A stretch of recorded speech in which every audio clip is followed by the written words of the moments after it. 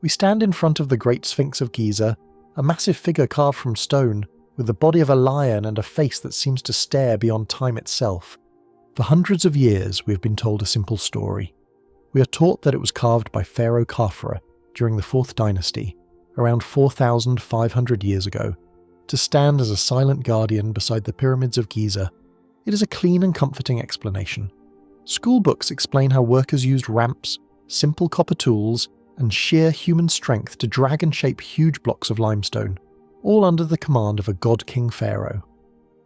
According to this story, the Sphinx is proof of human skill and planning, created at the height of ancient Egyptian civilization. But what if this story is not true? What if the Sphinx is much older than the pharaohs, and even older than ancient Egypt itself? What if it comes from a lost time long ago, when the world was very different? In today's video, we'll look into one of history's most mysterious questions. What if the pyramids and the Great Sphinx were not built by the ancient Egyptians, but by a lost civilization that we have forgotten about? Before we embark on this journey, drop it in the comments below where in the world you're watching from and what time it is there now. And if you're ready for the voyage, hitting that like button and subscribing tells me you're on board.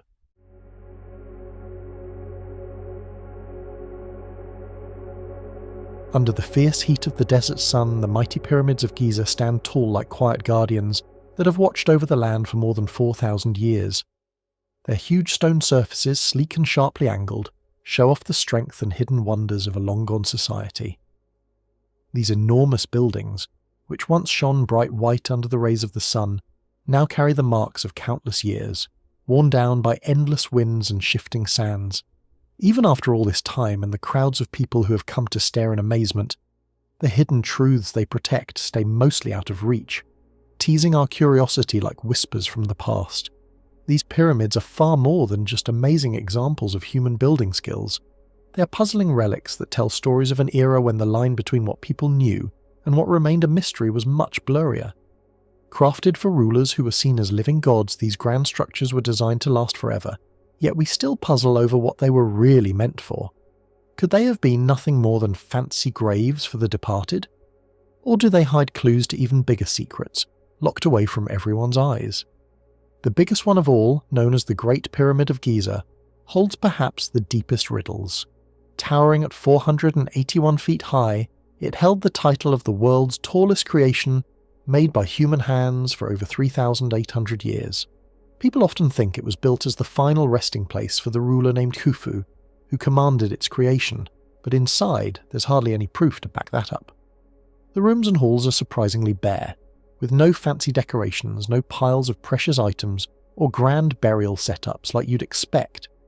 Instead, you find tight corridors that twist and turn, empty stone coffins sitting silently, and strange markings that hint at something much trickier going on. If this massive wonder was truly just a tomb, why doesn't it burst with the kind of riches usually tucked away in the graves of kings and queens? It's like walking into a grand palace only to find the rooms stripped clean, leaving you to wonder what treasures, or truths, might have been spirited away long ago. One of the most baffling parts of how this pyramid was put together is the way it lines up so perfectly with the north, south, east and west directions on a compass. The people who built it must have known a lot about the stars in the sky and the shapes of geometry to get it just right, without any of the fancy tools we have today. How on earth did those ancient folks pull off such spot-on accuracy? This puzzle keeps slipping through our fingers, making us rethink what old civilizations could really do.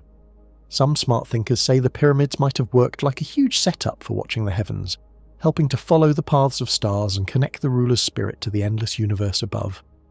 Others imagine it as more than bricks and mortar. It could have been like a giant tool, or even a secret guide pointing to grander things we haven't figured out yet, sparking wild daydreams about lost knowledge from the stars. But the ideas that really fire up people's imaginations go way beyond the usual story of these being simple graves or memorials. A popular notion that sticks around is that the pyramids, especially the Great One, were made to capture some sort of powerful force. Wild theories float about them acting as ancient power stations, or even ways to chat with beings from other worlds, grabbing hold of everyday folks' minds even if experts in digging up the past mostly brush them off. Picture this. The pyramid's sharp shapes and sizes might have been perfect for pulling in energy from the cosmos in ways that boggle our modern brains. The rocks inside, like the pale limestone and tough granite, have made some folks wonder if they could spark electric or magnetic fields, turning the whole thing into a humming machine of mystery. Sure, there's no solid evidence to prove it, but it makes you stop and think. Maybe these old giants did jobs we can't wrap our heads around just yet, like silent engines waiting for the right key to turn them on. This veil of secrets doesn't stop at the Great Pyramid. It stretches across the wide River Nile to the Valley of the Kings, where the hidden graves of Egypt's most legendary leaders lie buried. In this shadowy spot, the border between real history and wild guesses gets even fuzzier. The grave of the young ruler Tutankhamun, unearthed in 1922 by the explorer Howard Carter, stands out as one of the biggest digs-up of the 20th century. The riches pulled from its depths are the stuff of legends: shiny chariots made of gold, delicate necklaces and rings sparkling with gems, lifelike figures carved from precious materials, and that famous golden face cover of the boy king himself, gazing out with eyes that seem alive.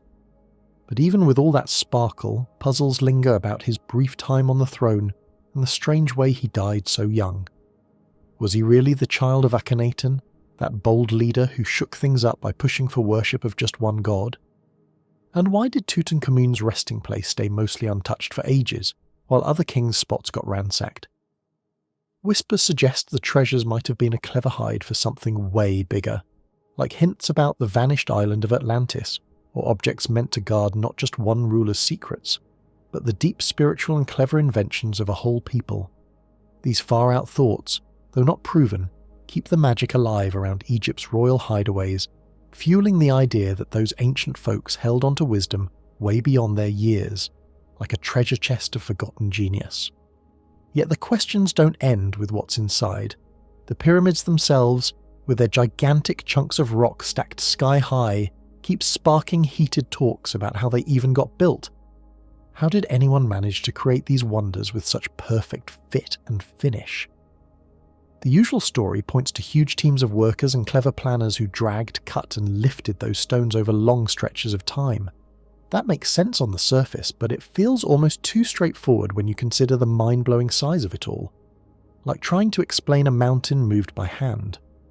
Some dreamers propose the Egyptians tapped into high-level tricks or gadgets we've lost track of, making it seem easy to slice through rock and haul boulders as big as houses. Others bet on forgotten methods that slipped away through the ages, hinting that those old builders were wizards of engineering far smarter than we realize today, perhaps using ramps that vanished or levers powered by secrets of nature. As we keep peeling back the layers of these pyramids and graves, we're left pondering what else might be out there. What forgotten wisdom waits in those echoing rooms and sneaky tunnels? Could there be truths tucked inside that our current minds aren't ready to grasp, like puzzles from another world? Each fresh find, whether a sneaky hidden space or a weird object that defies explanation, just thickens the fog of intrigue, pulling us deeper into the riddle. The people of ancient Egypt dreamed of forever, not just in the world after death, but in the stones they raised to the sky. Did they stack these soaring wonders only to remember the gone? Or did they craft something timeless, stretching across the years like a bridge, begging us to cross and learn?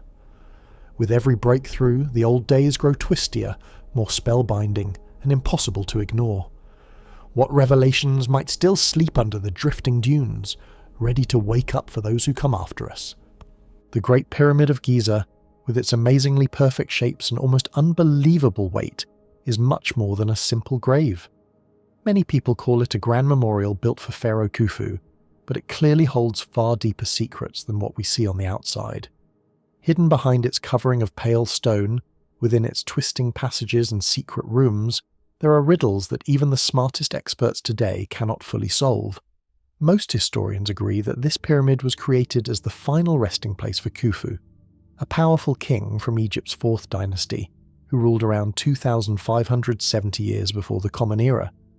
When it was first finished, the pyramid rose more than 481 feet into the sky and was completely covered in smooth, bright white limestone that shone like a beacon, glowing so brightly that people could spot it from many miles away. But here's something surprising that not everyone knows. Inside, the pyramid feels strangely empty and quiet. There is no fancy, treasure-filled burial room, no walls covered in glittering gold or colourful paintings, and no long writings telling stories like we find in other royal Egyptian tombs. Instead, there's a haunting sense of emptiness right at its centre. This makes many wonder, if it wasn't mainly a tomb, then what was its real reason for existing? One of the most fascinating parts of the Great Pyramid is the complicated maze of hallways, narrow tunnels and hidden rooms inside it. Way back in the early 1800s, daring explorers were amazed by places called the King's Chamber and the Queen's Chamber, which don't seem to fit the idea of a simple king's grave. The King's Chamber sits right in the middle of the pyramid and holds a huge box made of red granite, often thought to be a coffin, but no wrapped body of a pharaoh has ever been discovered there. This missing mummy has caused people to doubt if the room was ever meant to hold a body at all. Maybe the pyramid's main job was something completely different. And why is that granite box so oversized yet so empty, as if it was waiting for something else entirely? High above these main rooms, there are tight, squeezing passages that feel almost scary to crawl through, and some of them connect to odd, skinny shafts that angle sharply upward toward the open sky. These shafts have puzzled experts for a long time, making some believe they weren't just random building parts, but were carefully planned for a connection to the stars. Remarkably, these shafts line up exactly with important stars in the ancient Egyptian view of the universe, like the bright star Sirius and the star group known as Orion's Belt, which were linked to Osiris, the god who ruled the world after death. Could these narrow tubes have been special paths to help the pharaoh's spirit rise up to join the gods in the heavens when he died? Or were they part of a grand, starry ceremony that we haven't fully understood yet? The most exciting hints might come from things we haven't found at all. Deep under the Great Pyramid, modern researchers have spotted signs of empty spaces and secret rooms that are still mostly untouched. In the year 2017, a group of scientists from around the world used a gentle, non-damaging method involving tiny particles from space called cosmic rays to peek inside the pyramid without cutting into it. What they found was breathtaking. A big, hidden, empty space buried far inside the pyramid's heart, one that no one knew about before. We still don't know exactly why it's there, but its large size and careful placement show it was built on purpose. Might it be a lost room full of ancient wisdom or hidden strength? Or perhaps it's a clue to what the pyramid was really meant for, now covered up by centuries of stone and time. It's not only the mystery rooms and star-pointing shafts that keep us hooked. The overall clever design of the Great Pyramid sparks endless wonder too. How on earth did people so long ago build something so exact and enormous using only basic tools? The way the pyramid's sides point almost perfectly to the north, south, east and west is incredibly precise, off by just a tiny fraction of a degree from true north. Even more mind-blowing is how its measurements seem to match the size of our whole planet. The distance around the base of the pyramid is almost the same as half a minute of the Earth's equator when scaled up, and its height relates closely to the planet's distance from pole to pole. These matches feel too spot on to be accidents. How could the ancient Egyptians know such advanced things about the world? Did they figure it out through years of watching the stars, or maybe they inherited secrets from an even older, forgotten society, or something even farther beyond our usual ideas? Venturing even deeper below the ground, we find more captivating discoveries. Under the whole pyramid area stretches a web of underground rooms and tunnels, many still waiting to be fully explored. There's a large, rough underground chamber carved far beneath the Great Pyramid from enormous blocks of stone, but it looks like it was never finished. Some think it represented the chaotic beginning of the world in Egyptian beliefs, like a symbolic base for creation. Others imagine it connects through hidden passages to other sacred places across Egypt. Perhaps these dark tunnels were used for holy ceremonies or to safeguard precious items long ago. Then there are the thrilling old tales that have survived through time. Ancient Egyptian stories and later legends whisper about secret spots inside the pyramid, guarding the pharaoh's most amazing treasures. Not just gold and gems, but powerful objects and deep knowledge about the gods themselves. These tales, though hard to prove, still spark the imagination wildly. What if the real treasure isn't shiny metal, but something much greater, like lost wisdom or items that could completely change how we see history? As the sun slowly sinks toward the edge of the Egyptian horizon, its last warm light stretches across the wide Giza plateau, painting the land in shades of gold and shadow. As the sun slowly sinks toward the edge of the Egyptian horizon, its last warm light stretches across the wide Giza plateau, painting the land in shades of gold and shadow. In the middle of this ancient landscape, the Great Pyramid of Khufu rises exactly as it has for thousands of years. It does not move, it does not bend. It simply stands, calm and powerful, wrapped in silence and mystery. Built more than 4,000 years ago, this massive structure has watched entire empires rise, rule, and vanish into dust. Winds have howled against its sides, sandstorms have buried and revealed it again and again, and time itself has tried endlessly to wear it down.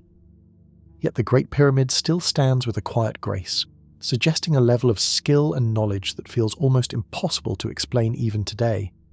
The pyramid is made from more than 2 million limestone blocks, each one weighing several tons. Long ago, its rough outer surface was hidden beneath smooth, shining white Tura limestone. Under the blazing Egyptian sun, the pyramid would have glowed like a mountain of light, so bright it may have been painful to look at. Travellers from miles away would have seen it sparkling on the horizon, a man-made object that looked almost divine. But beauty alone is not what makes the Great Pyramid so astonishing. What truly leaves people in awe is the precision behind its design. The pyramid is aligned almost perfectly with the 4 main directions of the compass: north, south, east, and west. Its sides also seem to reflect careful observations of the stars above, hinting at a deep understanding of the sky. This level of accuracy has puzzled scholars for generations. How did ancient builders, without modern machines, computers, or even basic measuring tools as we know them, create something so exact? Today, achieving such precision would still be considered impressive, even with advanced technology. Yet the ancient Egyptians managed it using tools that appear simple and limited by modern standards. According to the traditional explanation, thousands of workers, guided by skilled craftsmen, moved the massive stones using ramps, levers, ropes, and wooden sledges. These workers were not slaves, as once believed, but organised labourers who lived near the construction site and were fed and cared for by the state. Even so, serious questions remain. Some of the stones used inside the pyramid, especially in the inner chambers, are made of granite. Granite is far harder than limestone and extremely difficult to cut and shape, especially with basic copper tools, which were the hardest metal available at the time. Without iron or steel, how did the builders carve these stones with such smooth surfaces and tight fits? How did they transport enormous granite blocks from distant quarries and lift them high into the pyramid with such control and accuracy? Many ideas have been proposed. Some suggest long, straight ramps stretching out from the pyramid. Others imagine spiral ramps wrapping around the structure as it grew taller.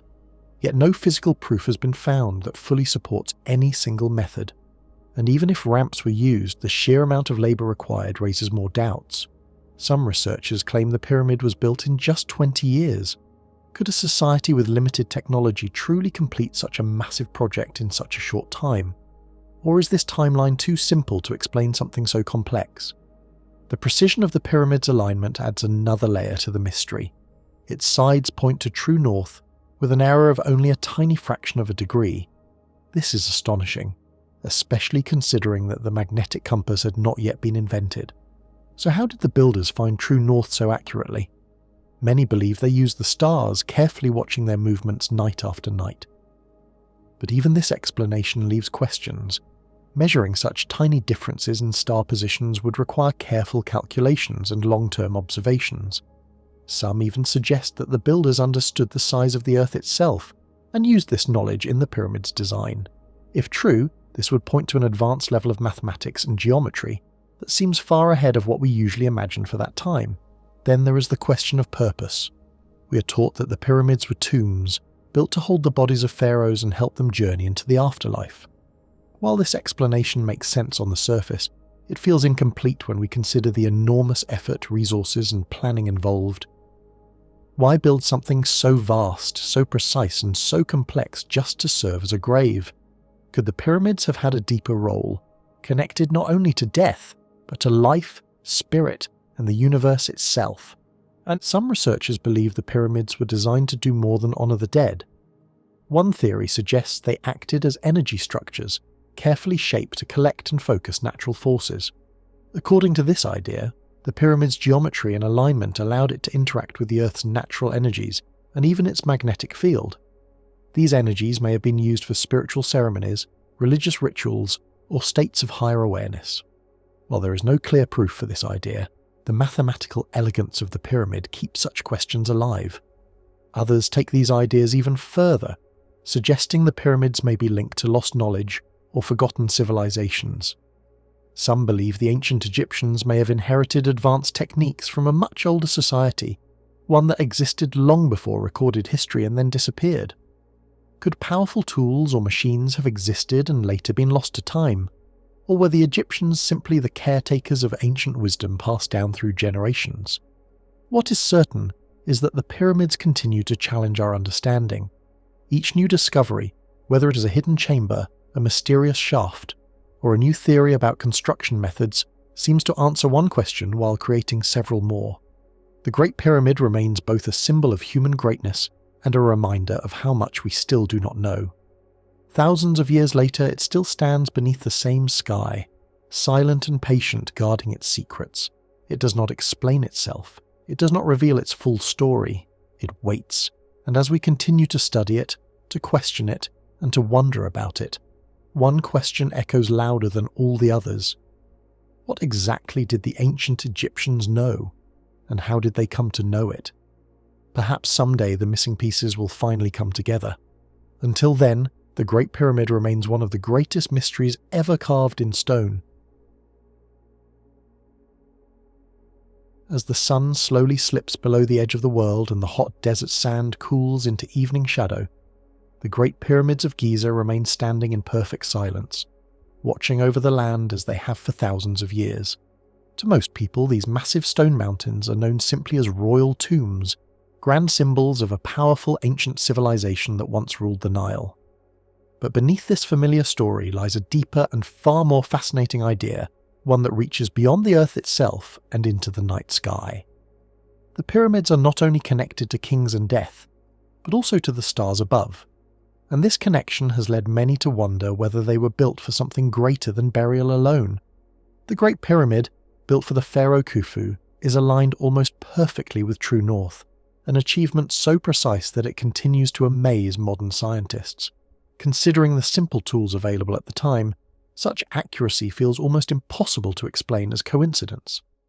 This raises an unsettling and exciting question. What if this careful alignment was not only about direction or symbolism, but about the heavens themselves? The ancient Egyptians were deeply aware of the sky. They watched the stars with patience and purpose, using them to measure time, guide farming, and shape their religious beliefs. Their gods lived in the heavens. Ra was linked to the sun as it crossed the sky each day. Osiris was tied to the constellation we call Orion, while Isis was connected to the bright star Sirius. These celestial beings were not distant myths, but active forces in daily life, shaping rituals, royal power, and ideas about life after death. Because of this, some researchers believe the pyramids were built as reflections of the sky on the ground, stone versions of the stars placed carefully upon the desert. The three pyramids at Giza, built for Khufu, Khafra, and Menkaure, appear to mirror the three stars of Orion's belt. The similarity in position is striking enough to suggest intention rather than chance. Orion was closely linked to Osiris, the god of rebirth and the afterlife, and it was believed that after death, the soul of the pharaoh would join Osiris among the stars. In this view, the pyramids were not just resting places, but sacred launch points, carefully designed to guide the king's spirit into the heavens. Some thinkers go even further, suggesting that the pyramids were not only symbolic, but also functional in an astronomical sense. Inside the Great Pyramid are narrow stone shafts that point towards specific stars, including Sirius and a star in Orion's belt. These shafts may have allowed priests to track the movement of the stars, or served as spiritual pathways for the soul of the dead king.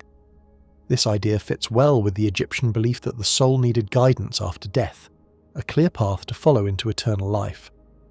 By aligning the pyramids with key stars, the builders may have believed they were creating a bridge between the human world and the divine one, turning stone and geometry into tools of spiritual travel. The importance of Sirius strengthens this idea even more. Each year, the first appearance of Sirius just before sunrise marked the beginning of the Nile's Great Flood, an event that brought life to the land. This moment was both practical and sacred, symbolizing renewal, rebirth, and divine order. Sirius was linked to Isis, the goddess of life and resurrection, and its rising was seen as a promise that life would continue. If the pyramids were meant to connect earth and sky, then aligning them with such a powerful celestial event would have carried deep meaning, suggesting the rebirth of the pharaoh alongside the renewal of the land itself. Yet for all these ideas, the mystery only grows deeper. How did the ancient Egyptians, without modern machines or instruments, achieve such astonishing accuracy? How did they gain such a detailed understanding of the sky, one that still challenges today's experts? Some believe this knowledge was passed down from a much older civilization, now lost to history. Others go even further, imagining help from beings beyond our world. While these ideas remain unproven and controversial, they reflect our sense that something about the pyramids does not fully fit within simple explanations. In recent times, new technology has allowed scientists to look inside the Great Pyramid in ways never before possible. Using advanced scanning tools, researchers have discovered hidden spaces and empty chambers deep within the stone, places that may hold answers to questions asked for centuries. These hidden areas spark new curiosity. Were they part of the pyramid's spiritual design? Did they serve a purpose connected to the stars and the journey of the soul? As we uncover more details, the central mystery remains untouched. Were the pyramids built only to honor gods and kings, or were they designed to interact with the universe itself in ways we still do not understand? Perhaps they were meant to remind humanity of its place within a much larger cosmic order, a message carved in stone and aligned with the sky. The pyramids continue to stand silent and patient, holding their secrets close. They invite us to look upward, to question what we think we know, and to wonder about the bond between earth and sky. The story is far from finished, and as long as the stars shine above Giza, the mystery will endure, waiting for those who dare to ask what truly lies between the pyramids and the heavens. As the very first light of morning spreads across the ancient sands of Giza, the pyramids slowly awaken with the day. Long quiet shadows stretch away from them, sliding across the desert like dark fingers reaching back through countless ages. These shadows seem to carry the weight of time itself, reminding us that these enormous stone monuments have watched the world change for more than 4,000 years. Empires have risen and fallen, languages have been born and forgotten, yet the pyramids remain silent and unmoving, guarding secrets that still refuse to fully reveal themselves. For all this time, people have argued, wondered, and dreamed about why the pyramids were built and how they came to be. What we do know is that they are far more than piles of stone stacked high into the sky. They have become symbols of mystery, powerful reminders of what human beings can achieve, and at the same time, symbols of how much we still do not understand. The pyramids sit at the crossroads between knowledge and imagination, where facts and legends blend together until it becomes difficult to tell where one ends and the other begins. To the ancient Egyptians, the pyramids were never meant to be simple graves. They were sacred places, holy structures meant to connect the earth below with the heavens above. They believed that life did not truly end at death, and the pyramids were designed to help the soul of the pharaoh rise upward and join the gods among the stars. In this way, each pyramid was a bridge between worlds, linking the human and the divine. But as centuries turned into thousands of years, these meanings faded, and new stories began to grow in their place. People from distant lands and cultures looked at the pyramids and asked the same questions we still ask today. Were they only royal tombs, or do they hide something far greater? One of the most famous and enduring ideas is that the pyramids could not have been built by human hands alone. The size of the stones, some weighing as much as many elephants, and the astonishing accuracy with which they were cut and placed, have led some to believe that advanced technology was involved. Others take this idea even further, suggesting that beings from beyond our world may have helped guide or build these structures. Supporters of this theory often point to the precise alignment of the pyramids with certain stars, claiming that such perfection must be the work of intelligence not bound to Earth. The thought of visitors from the heavens shaping human history is thrilling, but it remains an idea without solid proof. Archaeologists and scholars offer a different explanation, one rooted in human skill and patience rather than visitors from the stars. They have shown that the ancient Egyptians were far more knowledgeable than we often give them credit for. Over many centuries they carefully studied the sky, tracked the movement of the sun and stars, and learned how to measure angles and distances with incredible care. Using simple tools like ropes, weighted strings, and basic leveling devices, they achieved results that still amaze modern engineers. Their knowledge grew slowly, passed down from one generation to the next, until it reached a level that made the building of the pyramids possible. Yet even this explanation does not satisfy everyone. Many people still struggle to believe that such massive projects could be completed without machines, engines, or modern technology. The sheer scale of the work feels almost overwhelming. This leads to another question. Were the ancient Egyptians simply far more advanced than we assume, or is there something missing from the story we have been told? Another powerful idea suggests that the pyramids were never meant to be tombs alone, but were designed to protect hidden knowledge. According to this belief, the pyramids may contain secret rooms, hidden passages, or messages carved into stone waiting to be understood. Some imagine them as vast libraries of ancient wisdom, preserving truths about the world, the stars, and even the universe itself. There are those who believe the pyramids were built as part of a great cosmic design, meant to store knowledge that could guide humanity long into the future. One especially fascinating theory claims that the Great Pyramid, with its precise alignment to the stars, functions like a giant stone clock or map of the heavens.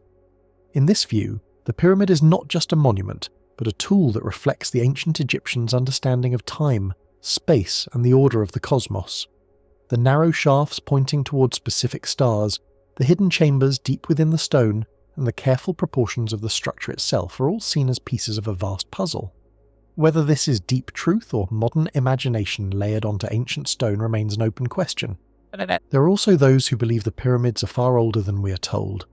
According to this idea, they may have existed long before the rise of ancient Egypt, built by a lost civilization that possessed knowledge and skills beyond anything we associate with that distant time.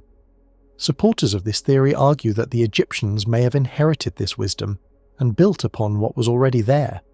They often point to signs of erosion on the Great Sphinx, which some believe show damage caused by heavy rainfall, suggesting it was carved during a much earlier age when the climate was very different. If this were true, it would change our understanding of human history in a dramatic way, placing the pyramids in a forgotten chapter of the past. Proving such claims is incredibly difficult, and many remain deeply controversial. Still, they continue to capture the imagination, because they offer the possibility that human history is far richer and more complex than we realize. Some researchers suggest that instead of viewing the pyramids only through human history, we should see them through a cosmic lens. The ancient Egyptians believed deeply in the connection between the sky and the soul. Their gods lived among the stars, and the afterlife was a journey upward into the heavens. From this perspective, the pyramids may have been designed not just to honor the dead, but to help guide the spirit beyond this world. In the end, no single idea fully explains the pyramids and their enduring mystery. They may be grand tombs built for powerful kings, as traditional history teaches. They may also be symbols of hidden knowledge, ancient observatories, or echoes of a civilization long lost to time. Even today, as modern technology allows us to peer inside the stone without breaking it, new discoveries continue to raise new questions. Hidden chambers, unexpected design choices, and clever engineering remind us that there is still much we do not know.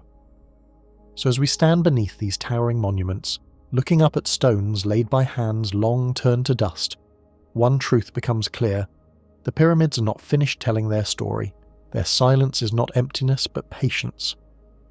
Somewhere beneath the stone, beneath the sand, and beneath our assumptions, answers may still be waiting. And perhaps the greatest mystery of all is not what we have learned so far, but what remains hidden, waiting for the right moment to be revealed. Only time will decide when those secrets finally come into the light. Under the fierce and blazing Egyptian sun, The Great Pyramid of Giza rises from the desert like a mountain made by human hands. It is a sight that instantly fills the mind with wonder. Built from more than 2,300,000 blocks of limestone and granite, some of which weigh as much as 80 tons, this enormous structure dominates the landscape around it. It is a powerful reminder of an ancient civilization that thrived more than 4,500 years ago. Even after all this time, the pyramid still feels alive with mystery. It stands firm and unshaken, as if daring the modern world to explain how it was ever created. For generations, people have accepted the idea that the pyramids were built using simple tools and basic methods. According to this common story, ancient workers shaped stone with copper chisels, dragged heavy blocks on wooden sledges, and slowly raised them into place using ramps made of mud and stone. This explanation has been repeated so often that it feels settled and complete. Yet, when we look closely at the Great Pyramid, doubts begin to grow. The structure is simply too precise, too massive, and too perfectly aligned to be explained so easily. The deeper we explore the question, the more it becomes clear that the truth may be far more complex than the traditional story suggests. One of the greatest puzzles is how the ancient Egyptians moved and placed such enormous stones without modern machines. They had no cranes, no steel cables, no engines, and not even the wheel, as we understand it today. And yet the stones fit together so tightly that in many places, not even a thin blade can slide between them. The sides of the pyramid are aligned with true north so accurately that the error is less than a tiny fraction of a single degree. Even with today's advanced tools, matching that level of accuracy would be extremely difficult. How did people living thousands of years ago measure the earth and the sky with such precision? The traditional explanation tells us that thousands of workers laboured for decades, cutting stone from quarries, dragging it across the land, and stacking it layer by layer under the guidance of skilled planners and overseers. Limestone blocks were cut nearby, while granite blocks, especially those used inside the pyramid, were brought from quarries located hundreds of miles away. These granite stones were much harder and heavier than limestone, with some weighing as much as 80 tons.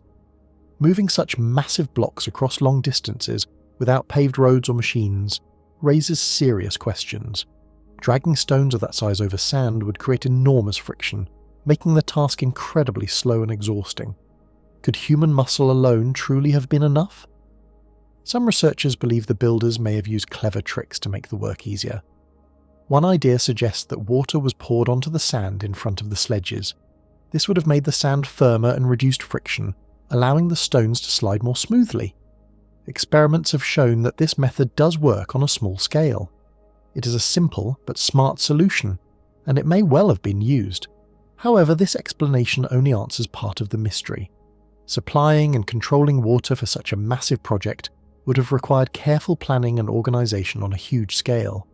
Even then, it does not explain how the stones were lifted high into the air as the pyramid grew taller.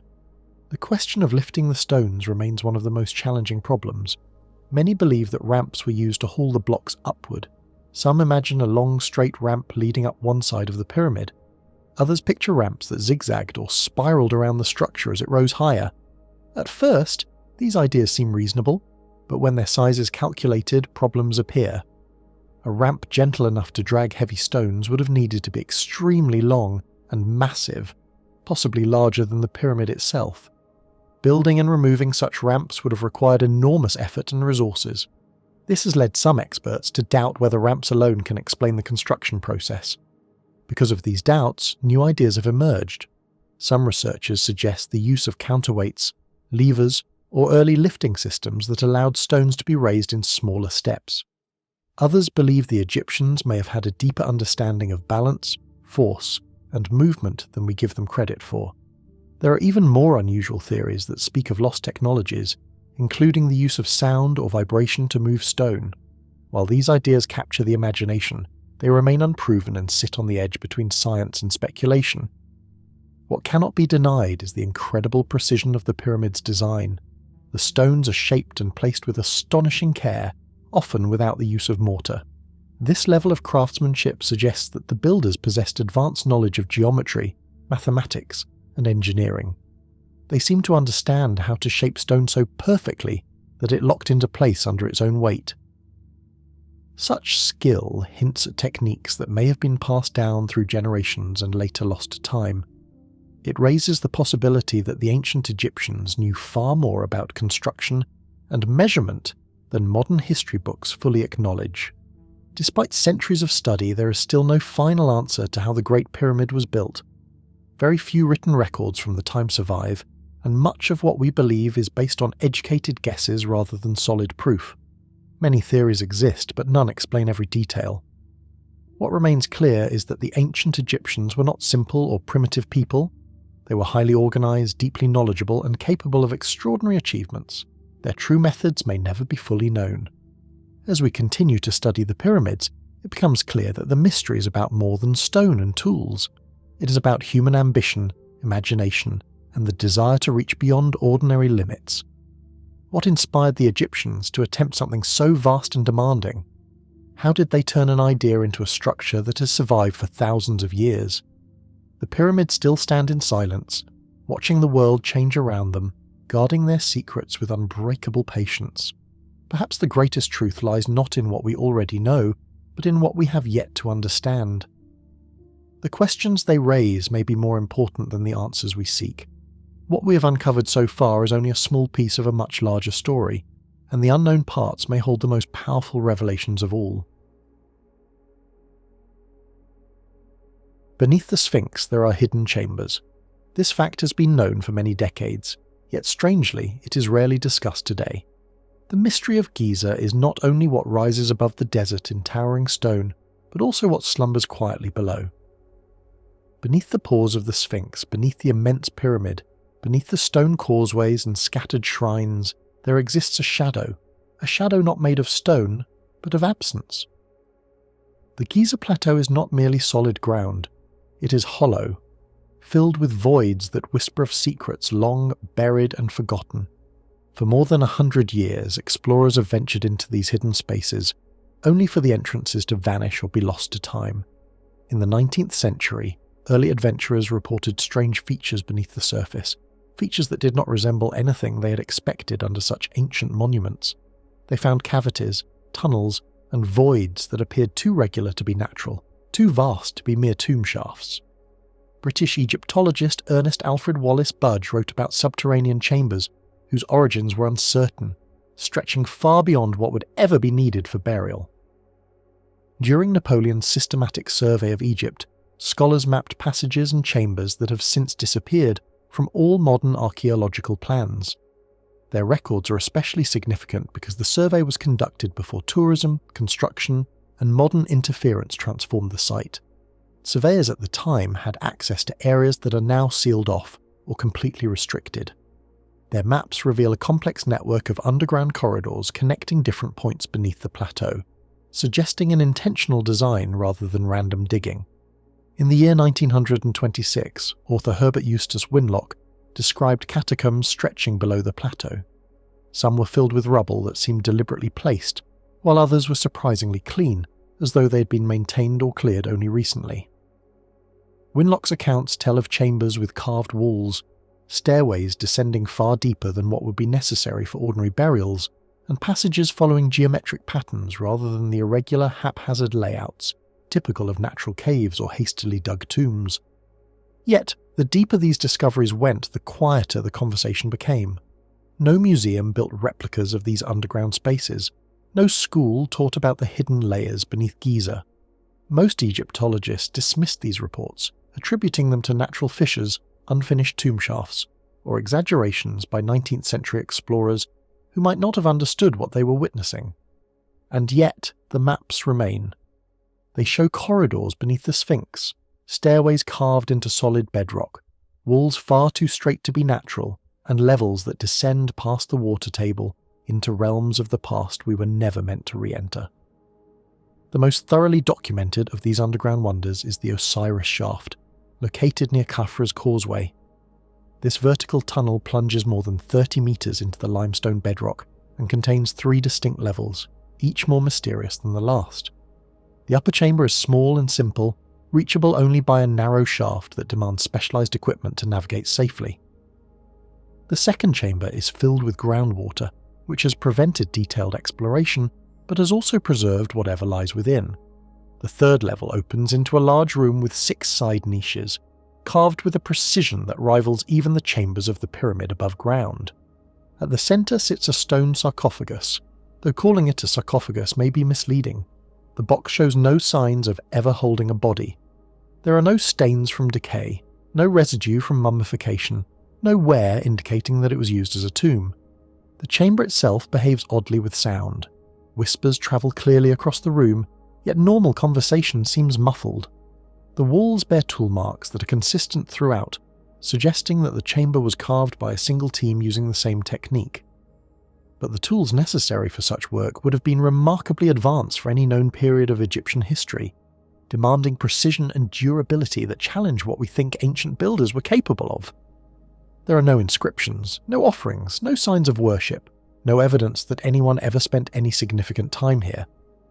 When first explored, researchers expected to uncover a tomb that would reveal the secrets of Old Kingdom burial practices.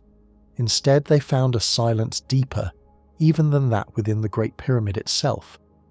The Osiris shaft remains off-limits to the public. It is not part of any official tourist route, and only a handful of archaeologists are granted access. No comprehensive study has ever been published. The name Osiris was assigned later, based on association rather than evidence, because the chamber's true purpose remains unknown. If it is not a tomb, and it is not a cistern for storing water, then what is it? Could it have been a ritual space designed for strange acoustic effects?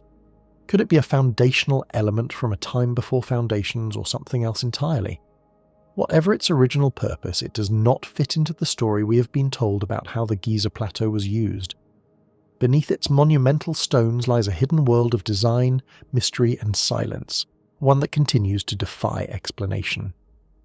In the year 2008, a team of Egyptian researchers began a new and unprecedented investigation of the land beneath the Giza plateau. Using ground-penetrating radar and other advanced scanning technologies, they set out to examine not just the immediate area under the famous monuments, but the entire plateau, stretching outward into the surrounding desert sands. This survey was far more thorough than anything conducted before. What they discovered was astonishing. Hidden beneath the surface lay a network of voids, tunnels and chambers, intricately interwoven and stretching farther than anyone had ever imagined. The team created a 3-dimensional map of this underground maze, revealing chambers beneath every major monument. Passages connected these spaces in ways that seemed deliberately geometric, almost mathematical in their precision, suggesting that the plateau itself had been shaped and altered long before the monuments above were even built. Some of these features matched details recorded on maps made during the colonial era, confirming that early explorers had indeed stumbled upon real man-made structures rather than mere natural formations.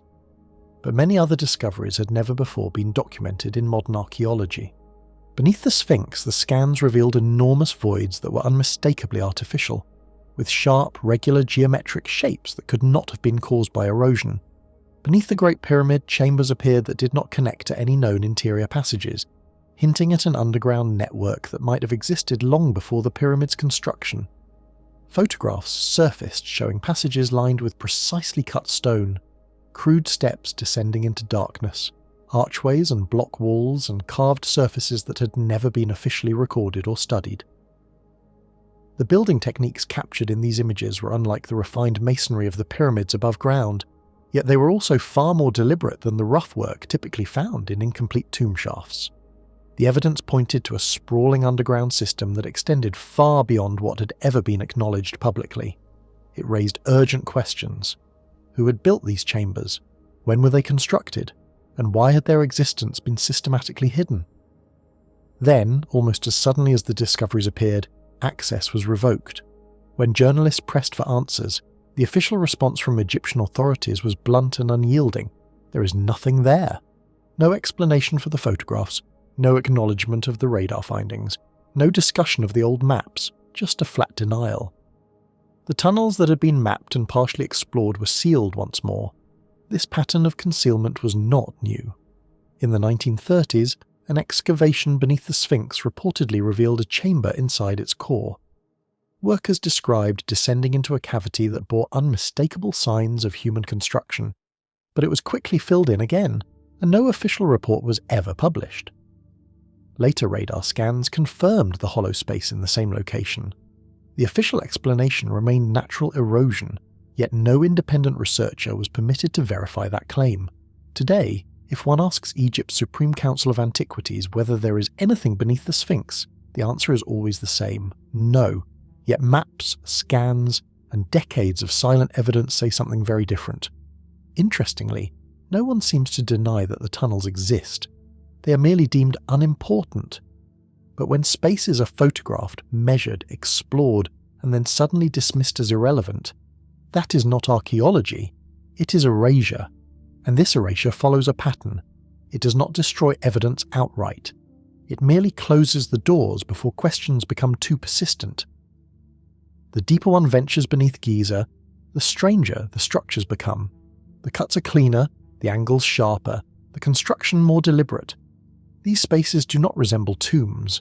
They look like infrastructure, not burial chambers, but foundational elements, part of something far larger than what is visible on the surface. The underground network hints that the pyramid complex as we know it may be only the tip of a much greater structure. The chambers and tunnels could be remnants of an earlier construction phase, or belong to an entirely different era that predates the pharaohs who are traditionally credited with building the monuments. This reality leads to questions not just about archaeology, but about politics, control, and the shaping of history. Why would authorities go to such lengths to prevent investigation? What might lie beneath the sands that would disrupt established narratives so profoundly that access must be denied? Perhaps the answer is that these chambers are older than the pyramids themselves. Perhaps they reveal construction techniques beyond what the Old Kingdom could have achieved. Perhaps they show that the Giza Plateau was a hub of massive building activity long before the first pharaoh set foot there. If so, the implications are staggering.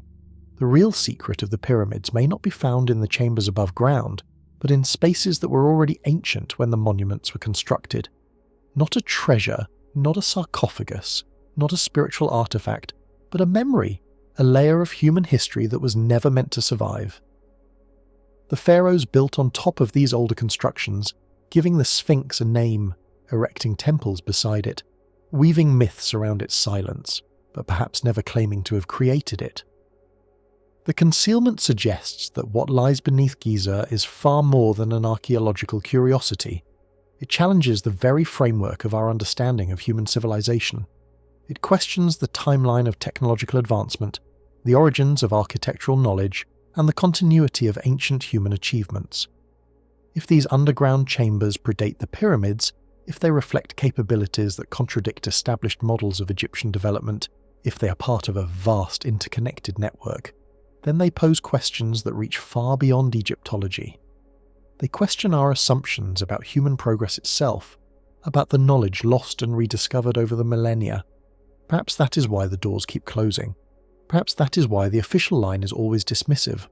Some discoveries, it seems, are too dangerous to acknowledge, not because they threaten national security, not because they jeopardize careers, but because they threaten the stories we tell ourselves about who we are and how we came to be.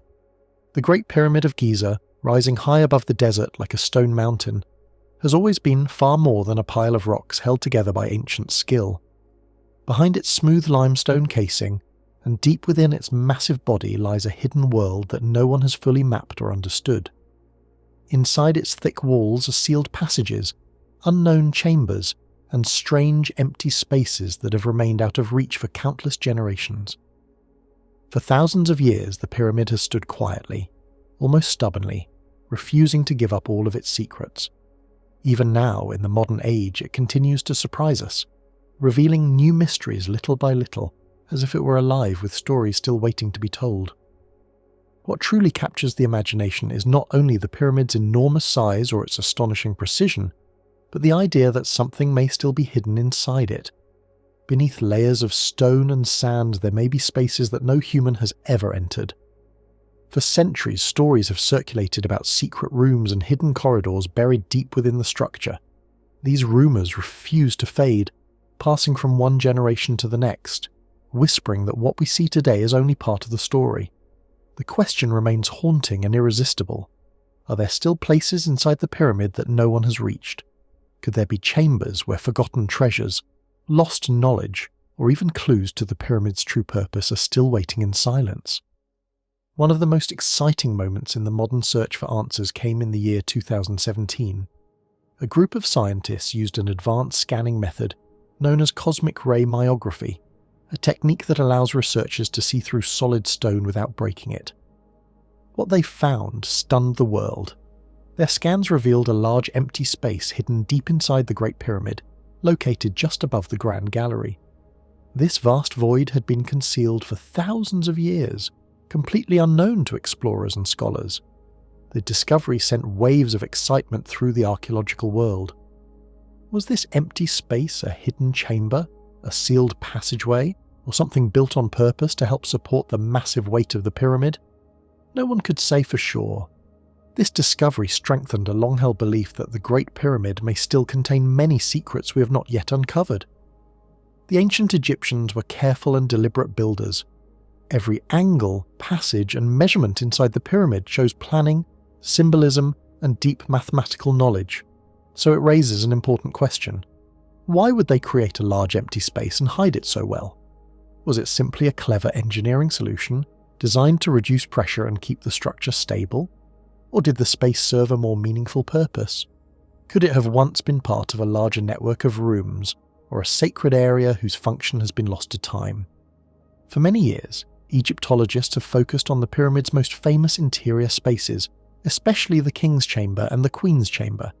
These rooms, along with the corridors and shafts that lead to them, are well studied and carefully documented, yet they do not explain everything. There are spaces inside the pyramid that do not fit neatly into our current understanding. Beyond the chambers we already know, there may be other rooms that remain hidden.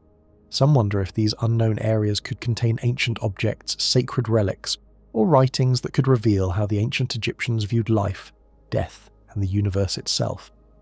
The idea of secret chambers is not a modern invention. The ancient Egyptians understood the value of hidden spaces.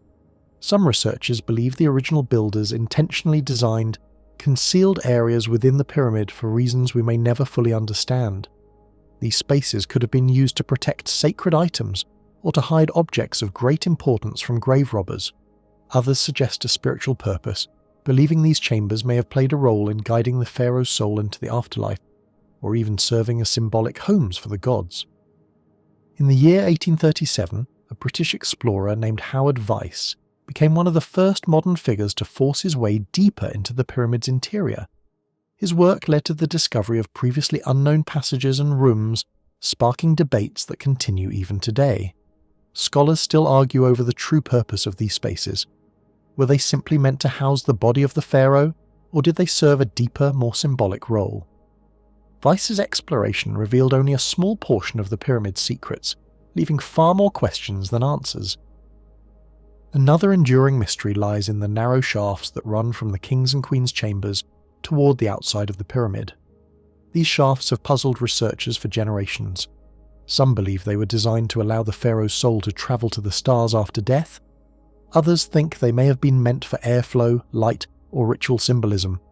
Their precise alignment with certain stars has fueled endless speculation. Were they part of an ancient astronomical design, carefully planned to connect the pyramid to the heavens?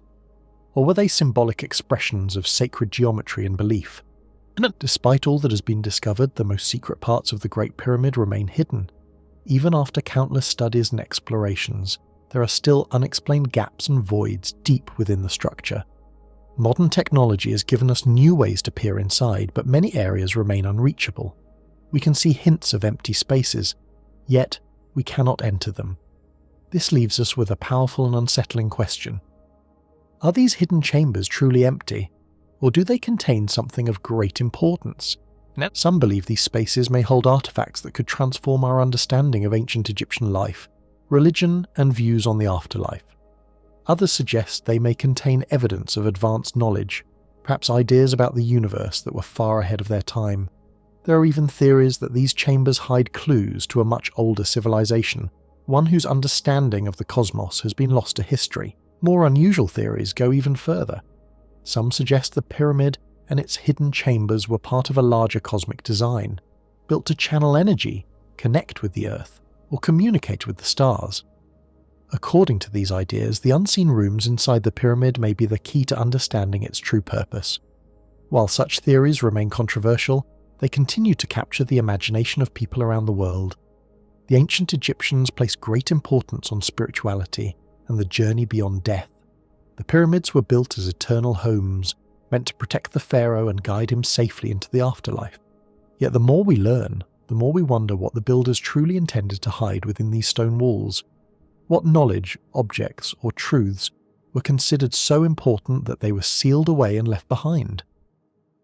The Great Pyramid remains a puzzle without a final answer. It is not just a tomb or a remarkable building, but a symbol of deep ancient wisdom and unanswered questions. As we continue to explore and study it, we are reminded that history still holds many secrets. The true purpose of the hidden chambers, whether they contain riches, sacred knowledge, or something even more profound, remains unknown. Standing before the pyramid today, we feel the same awe the ancient Egyptians must have felt. What lies hidden inside? What have we yet to discover? And what truths are still waiting, locked away in stone, for the moment they finally come to light? The mystery endures, and with every new discovery one thing becomes clear. The story of the Great Pyramid is far from over. The Great Pyramid of Giza rises from the endless desert like an unmovable giant, silent and watchful, as it has been for thousands of years. For countless generations, people from every corner of the world have stood before it in awe, wondering how such a massive structure could have been built so long ago. Towering at a height of 481 feet, and made from more than 2 million enormous stone blocks, the pyramid is a powerful reminder of the skill, intelligence, and imagination of the ancient Egyptians. Yet, even after centuries of careful study, exploration, and modern research, this ancient monument refuses to give up all its secrets. Instead of offering clear answers, it continues to raise deeper and more puzzling questions that challenge even the most experienced archaeologists and historians. At first glance, the Great Pyramid is often described as a royal tomb, built to honour a powerful king. But the more closely people study it, the more uncertain that simple explanation becomes.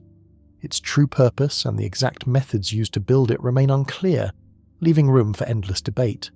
Some believe the pyramid was never meant to be just a burial place at all. Instead, they suggest it may represent something far more meaningful, perhaps a doorway into an unknown past, or a bridge linking the human world to something far older, deeper, and more mysterious than we can easily understand. One of the most astonishing features of the Great Pyramid is its sheer size and perfect positioning. Every side of the pyramid is aligned with breathtaking accuracy to the 4 main directions of the Earth: north, south, east, and west. This precision is so exact that it continues to amaze modern engineers and scientists. Such careful alignment does not seem accidental. Because of this, many believe the pyramid may have been designed for a purpose beyond everyday human needs.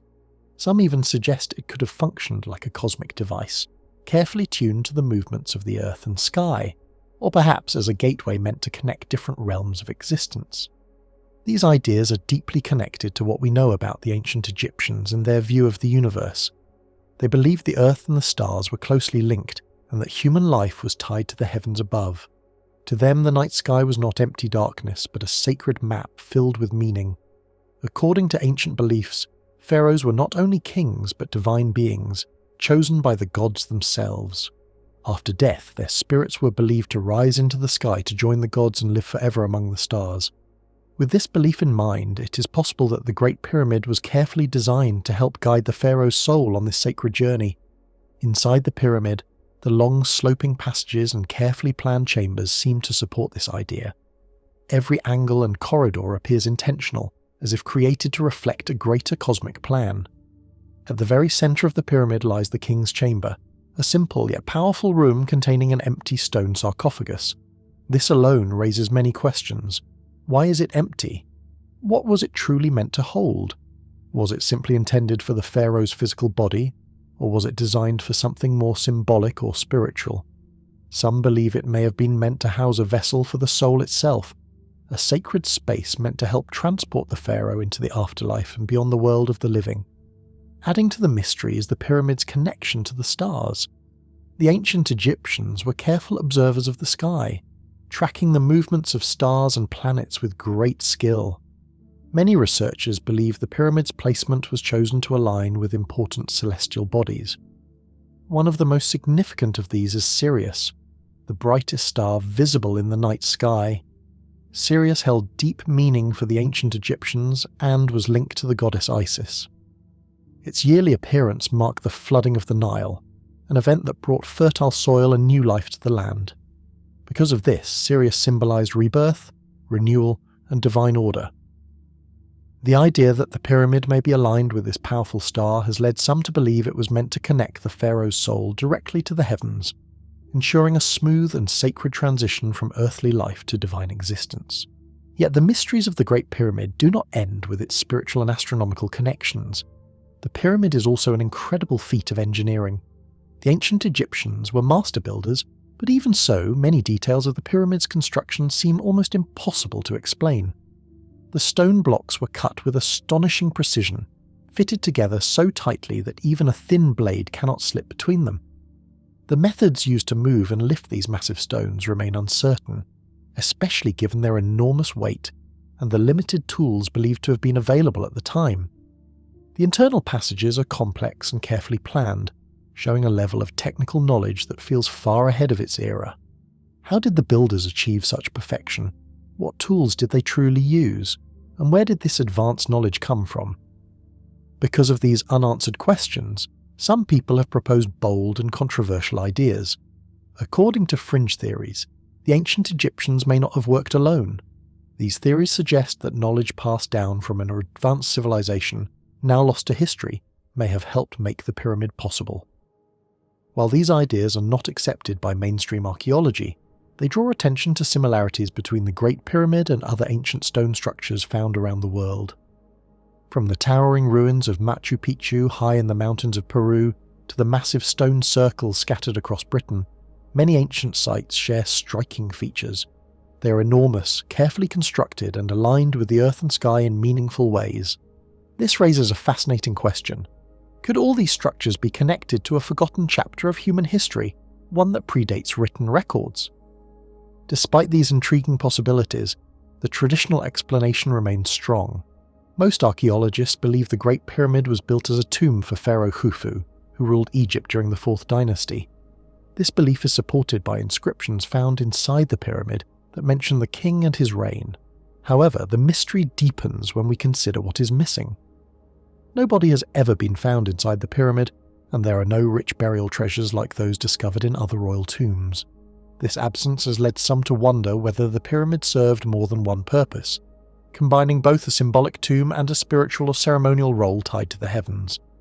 The mystery grows even more complex with the discovery of hidden chambers and unknown spaces inside the pyramid.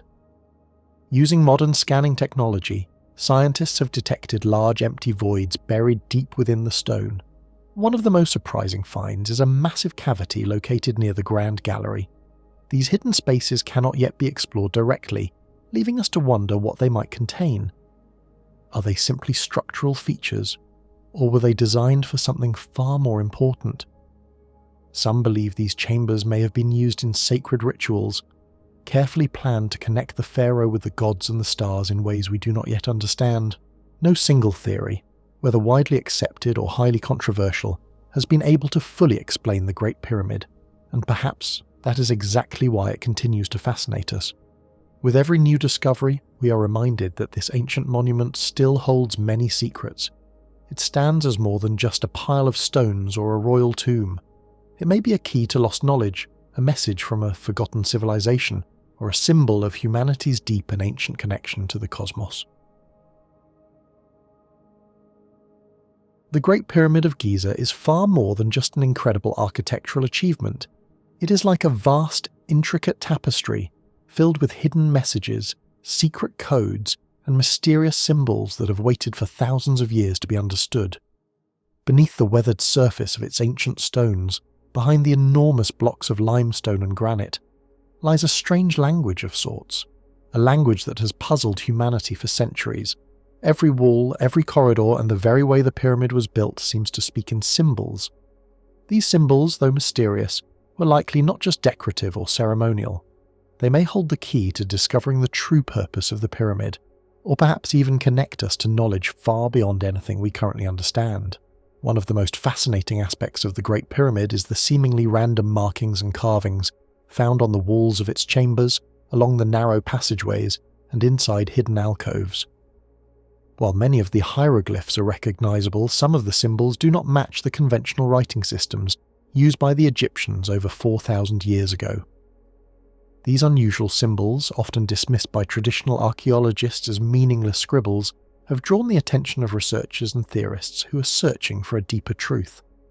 Among the most mysterious areas of the pyramid is the so-called Queen's Chamber, along with the narrow passageways that lead to it. The walls here are covered with small, strange marks. Some researchers suggest that these marks form an ancient code, perhaps a language of the gods, meant only for those who understood the secrets of the stars and the cosmos embedded in the pyramid's design. Were these marks simply symbolic, or could they actually provide instructions for ancient rituals, or even contain the hidden knowledge of a civilization far more advanced than we imagine? Adding to the intrigue are the so-called air shafts that stretch from the king's and queen's chambers toward the outside world. For many years, these shafts were thought to serve only as ventilation, but more recent research hints at a much deeper purpose. Some experts believe the shafts were carefully aligned with sacred stars, like Sirius or the constellation of Orion, which the ancient Egyptians worshipped as divine. These shafts may not have been mere architectural features. They could have been spiritual conduits, channels allowing the pharaoh's soul to ascend to the heavens and join the gods. Yet this raises even more questions. If these shafts had such profound cosmic significance, what might the strange symbols on the inner walls reveal about the rituals, celestial alignments, or cosmic knowledge encoded into the pyramid? Even more mysterious are the inscriptions hidden deep within lesser-known chambers and secret tunnels at the pyramid's core.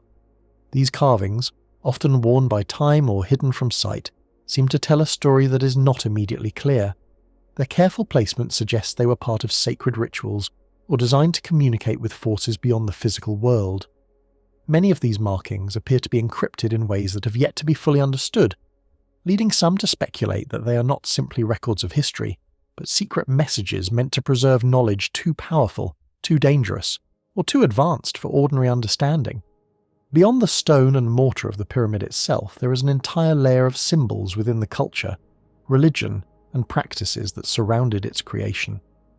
The ancient Egyptians placed immense importance on the afterlife, and much of their monumental architecture was designed as a bridge between the mortal world and the divine. Every detail, every alignment, and perhaps every symbol in the Great Pyramid seems to reflect this sacred connection between humans, the cosmos, and the gods. It is a puzzle built in stone, waiting for those who dare to look beyond the surface and seek the secrets hidden in its silent halls.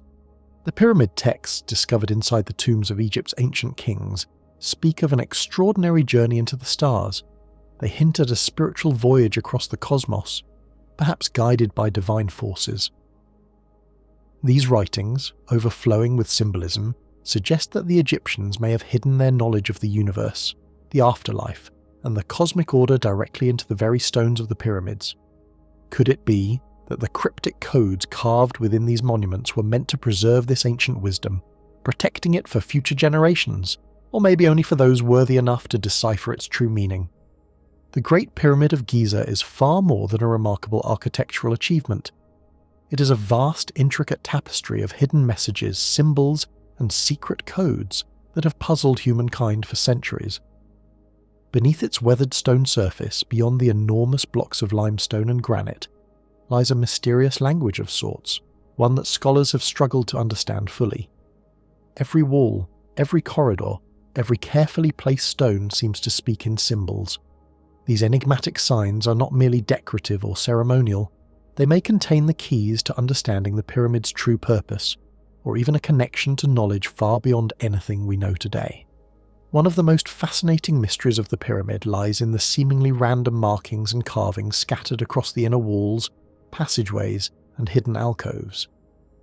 The hieroglyphics are familiar to many, yet even more captivating are the unusual symbols that do not fit into any conventional system of writing used by the Egyptians at the time.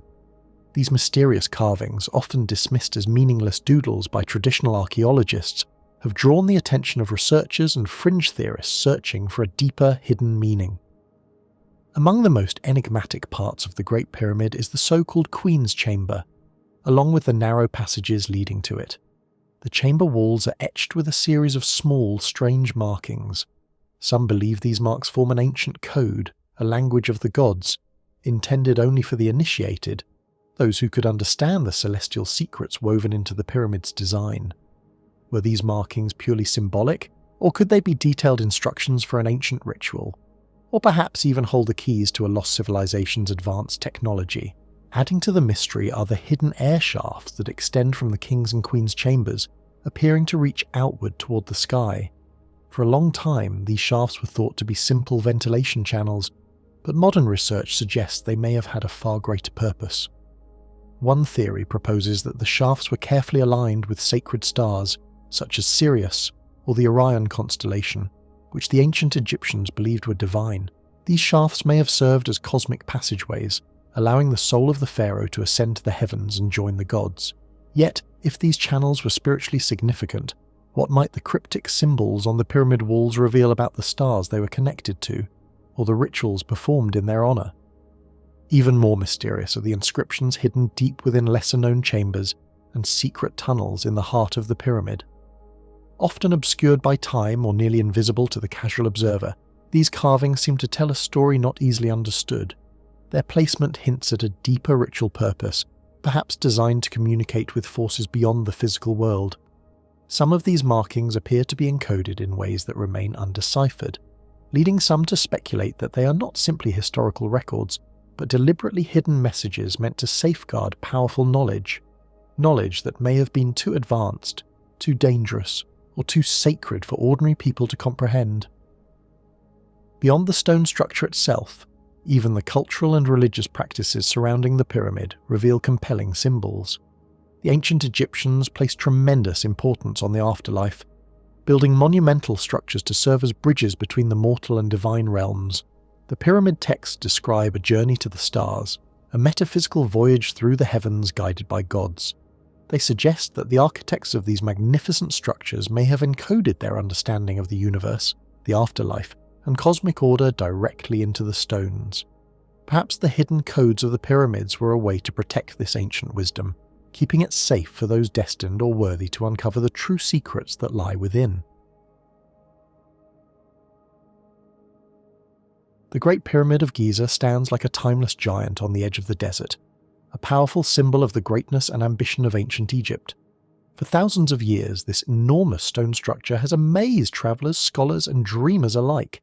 Its size, its strength, and its near-perfect design continue to inspire wonder and curiosity.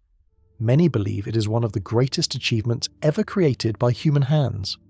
Yet, despite centuries of study, the true story of how and why it was built remains wrapped in mystery, leaving room for questions that still have no clear answers.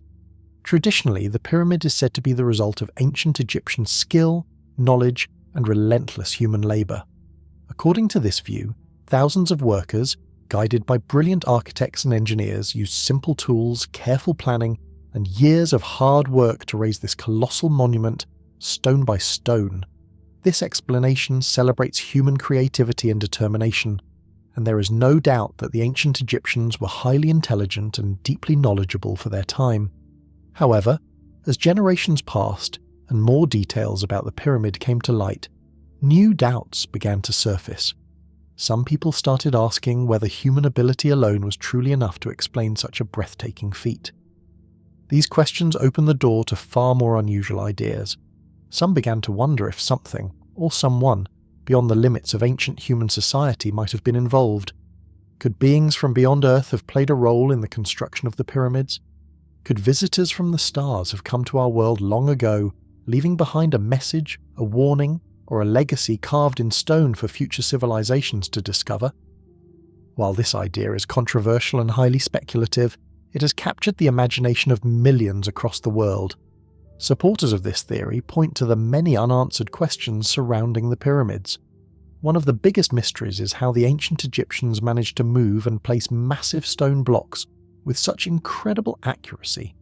Some of these stones are believed to weigh as much as 80 tons, an almost unimaginable weight even by modern standards. How could people using ropes, wooden sleds, and simple tools lift, transport and position stones of this size with such precision?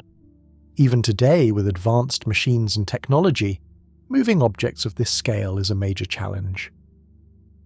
Another mystery lies in the pyramid's alignment with the sky. The Great Pyramid is positioned with astonishing accuracy in relation to the 4 cardinal directions. Even more intriguing is the alignment of the 3 pyramids of Giza with the stars of the Orion constellation. In ancient Egyptian belief, Orion was closely linked to Osiris, the god of the afterlife and rebirth. The stars were not just distant lights in the sky, but sacred symbols connected to the journey of the soul. This deep connection between heaven and earth raises an important question. How did the ancient Egyptians achieve such precise alignment with stars so far away, especially when similar levels of accuracy often require modern instruments today? For as long as the pyramids have stood, people have wondered how they were built. Even the ancient Egyptians themselves believed that divine forces were involved. They saw their gods as active participants in the world, guiding and assisting them in great works. In this sense, the idea of outside help is not entirely new. What has changed in modern times is the nature of that help. Instead of gods, some researchers and thinkers now suggest the possibility of advanced beings from another world. This idea is closely linked to what is known as ancient astronaut theory. According to this belief, highly advanced extraterrestrial civilizations may have visited Earth thousands of years ago and shared their knowledge with early humans. Supporters of this theory argue that such visitors could have guided or assisted the Egyptians in building the pyramids. To them, the level of engineering skill and astronomical understanding shown in the pyramids seems far beyond what ancient tools and methods should have allowed, at least according to traditional historical explanations. The mystery deepens when we consider how little direct information the Egyptians left behind about the pyramids' construction. There are no detailed written instructions, no clear blueprints, and no complete records explaining exactly how the stones were cut, transported, and assembled. This silence has fueled countless theories. Why would a civilization that carefully recorded so much of its history leave out the details of its greatest achievement? Some believe this absence of information is one of the strongest reasons people look beyond conventional explanations. Those who support the idea of extraterrestrial involvement suggest that advanced technology may have been used to move and position the stones, leaving behind no physical evidence except the pyramids themselves. According to this view, the visitors may have come and gone quietly, their presence hidden, their tools removed, leaving humanity with nothing but questions and a monumental stone puzzle. Adding to the mystery are reports of unidentified flying objects seen near the pyramids in recent decades. While these sightings do not prove anything on their own, they add another layer of intrigue to an already mysterious location. Some speculate that the pyramids could have served as a signal or beacon, a structure designed not only for Earth, but for the stars themselves. Others imagine them as part of a message, meant to survive thousands of years and speak to future generations when humanity was ready to understand its true meaning. Despite all these theories, many historians and scholars strongly reject the idea of extraterrestrial involvement.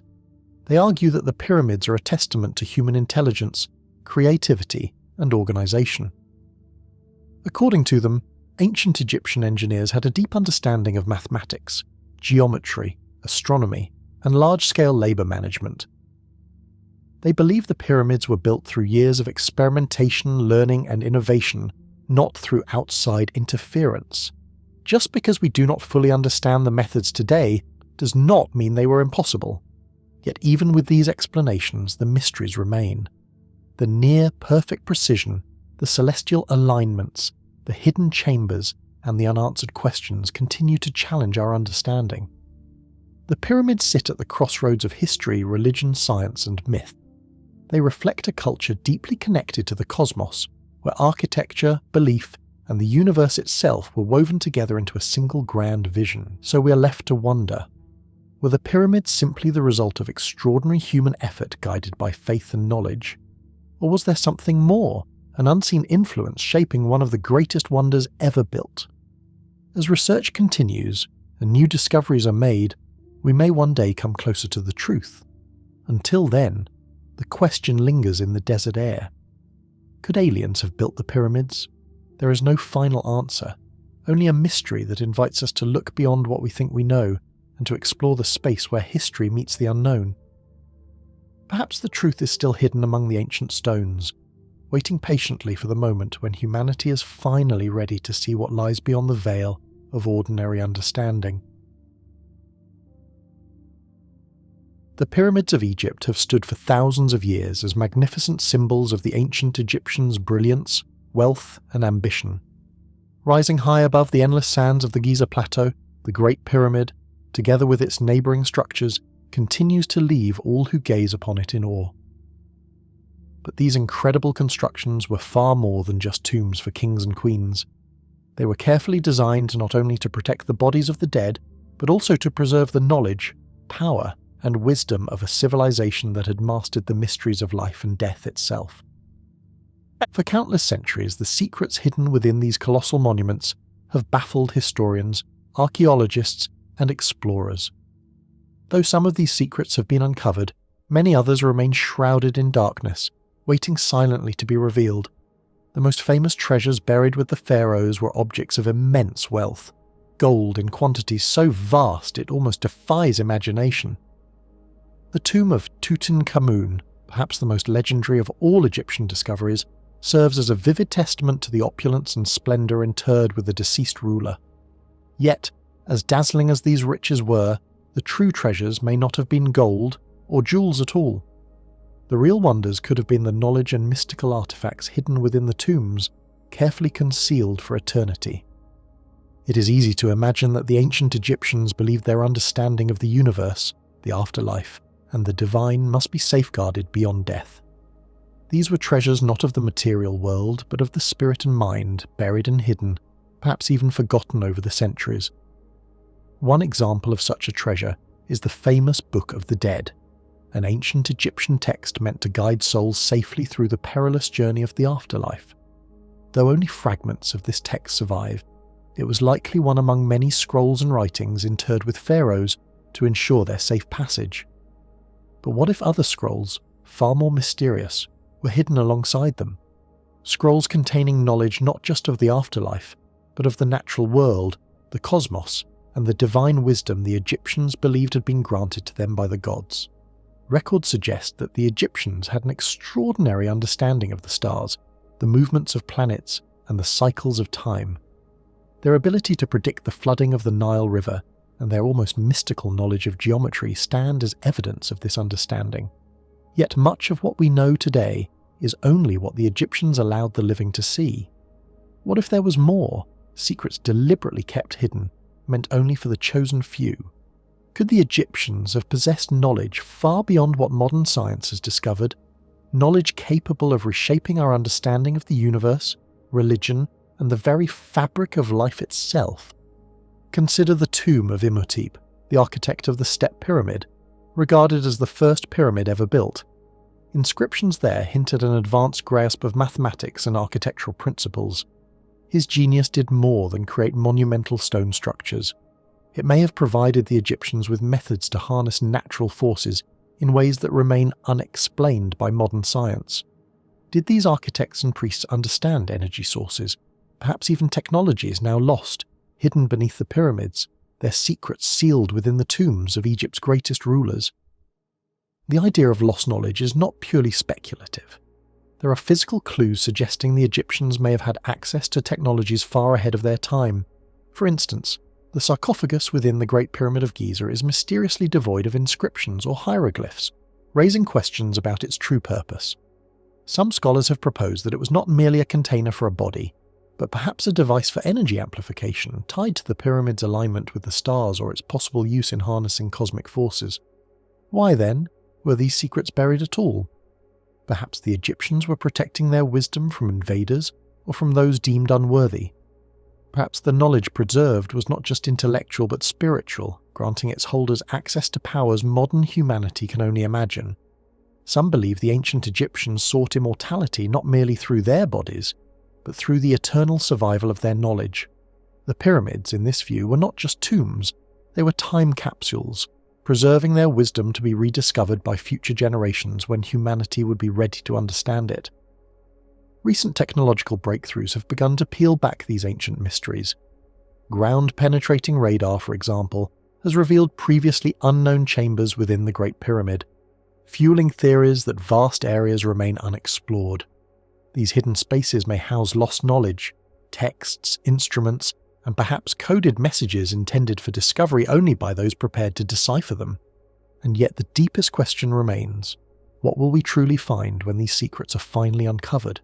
Will they challenge our understanding of history, religion, and the universe? And if they do, is humanity ready for what we might learn?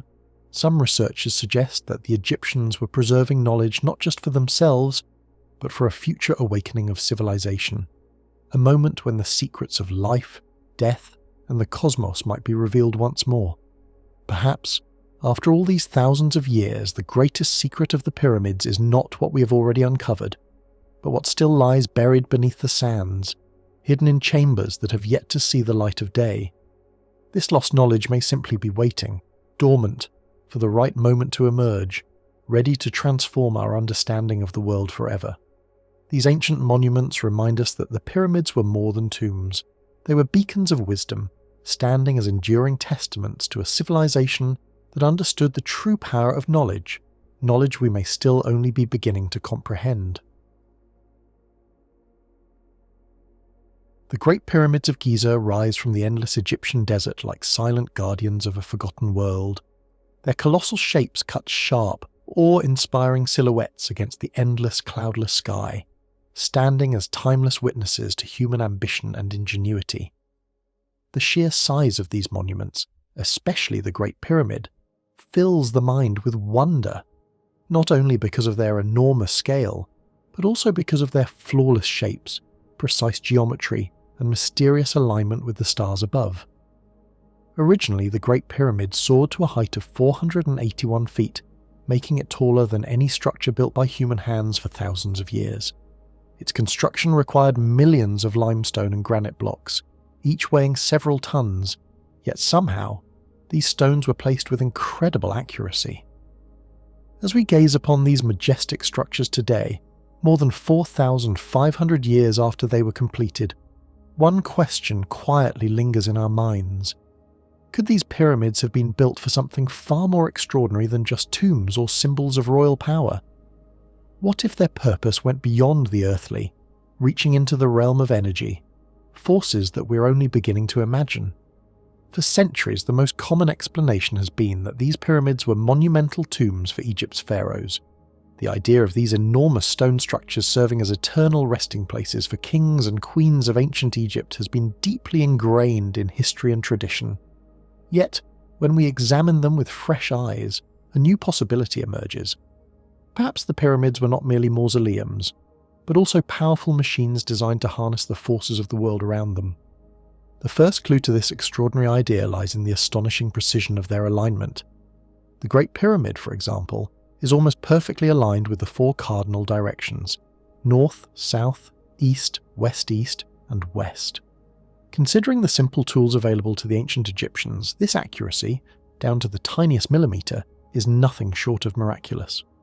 Such precision hints at a deep understanding of geometry, astronomy, and perhaps even forces of energy that seem far ahead of its time. But what if this alignment wasn't merely symbolic or ceremonial? What if it was functional, intended to capture, direct, or amplify some form of cosmic or terrestrial energy, drawing power from the earth itself or from the heavens above? At the heart of the Great Pyramid lies the so-called King's Chamber, a vast room built from massive granite blocks. This chamber is positioned at a very specific height, precisely aligned with the Earth's magnetic field. Some researchers suggest that the granite, rich in quartz, could interact with the planet's natural electromagnetic energy. Could the chamber, combined with the pyramid's perfect orientation, have acted as a resonating vessel, amplifying and concentrating energy? And if so, what was this energy used for? Was it intended as a source of power for the ancient Egyptians, or did it serve a spiritual or metaphysical purpose far beyond our understanding? Adding to the mystery are the narrow shafts that pierce the Great Pyramid, aimed directly at particular stars in the night sky, including Sirius and the constellation Orion. These celestial bodies held deep significance for the Egyptians, associated with gods such as Osiris and Isis, central figures in their mythology. But could these shafts have had a practical use as well? Perhaps they were designed not just to point to the heavens, but to channel cosmic or solar energy directly into the pyramid's inner chambers, creating a conduit for unseen forces from the stars themselves. If this is true, the Great Pyramid, and perhaps all the pyramids of Giza, was more than a tomb. It may have been an immense energy machine designed to tap into the hidden forces of the earth and sky. Across Egypt, other pyramids reveal the same striking features: flawless geometry, intricate construction, and careful alignment with the heavens.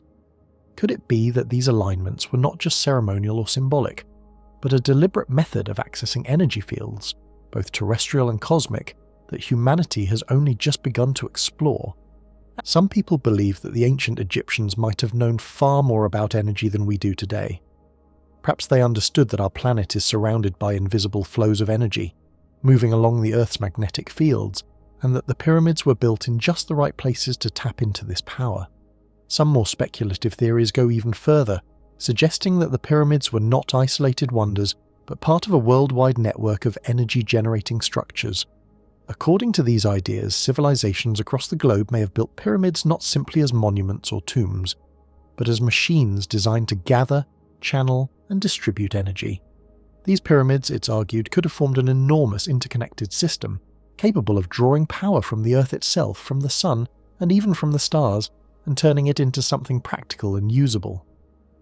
At the heart of these speculations is a fascinating thought. The ancient Egyptians might have known in some way that the world is full of energy that can be captured, directed, and stored. Could it be that the pyramids were, in effect, giant energy devices? Could they have absorbed power from the sun, the magnetic field of the Earth, and the distant stars, converting that energy into a form that could be used by humans? If the Egyptians really could do something this advanced, it would suggest that their knowledge of the natural world was far beyond what we usually give them credit for.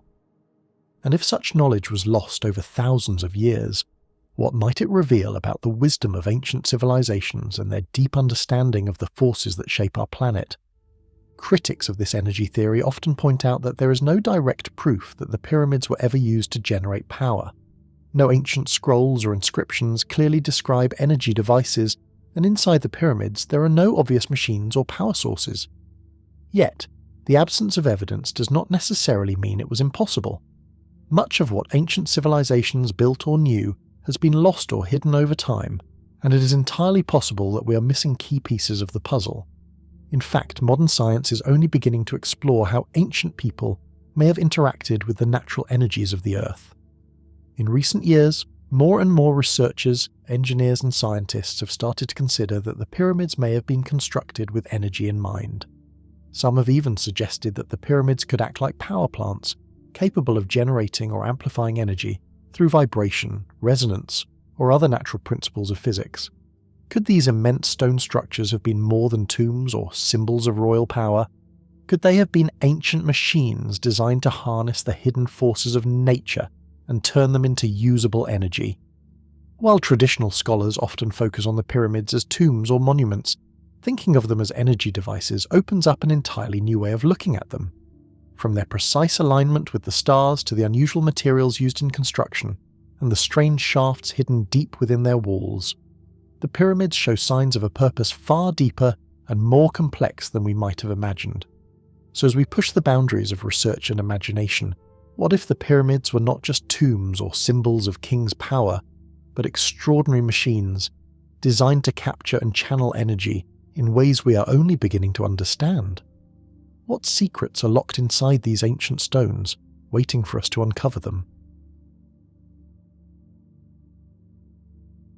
In the year 1858, a French archaeologist named Auguste Mariette was carefully removing layers of sand from around the base of the Great Sphinx, when his team stumbled upon something that would quietly overturn nearly everything Egyptologists believed about the Giza plateau.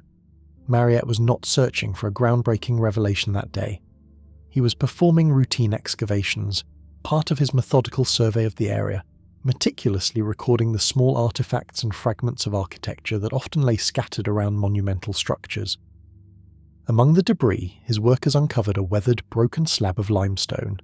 At first glance, it seemed ordinary, far from glittering gold or encrusted with jewels, far from decorated with intricate royal carvings or artistic flourishes. It was simply a stone tablet covered in hieroglyphs, awaiting careful translation to reveal its secrets. But the moment the inscriptions were deciphered, the implications were staggering.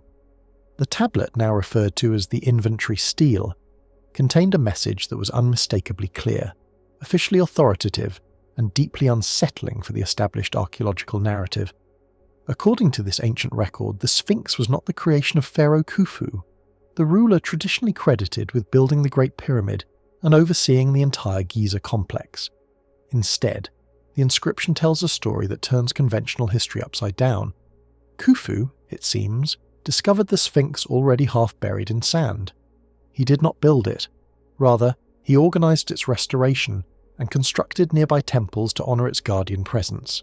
In other words, the monument that generations of textbooks have labeled Khufu's crowning achievement was already ancient when the pharaoh came to revere it at its base. Unlike typical royal inscriptions which open with grandiose boasts about divine power and monumental construction, the stele begins with something much more modest and far more unsettling. It is essentially an administrative record, a detailed inventory of shrines and temples that Khufu supposedly established in honor of something that already existed, something he had not created.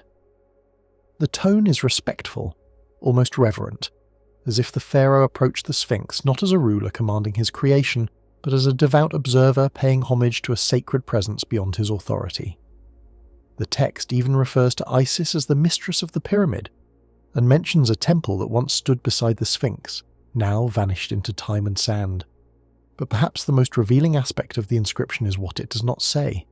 There is no claim that Khufu commissioned the Sphinx, no account of its construction, no assertion that divine inspiration guided its design.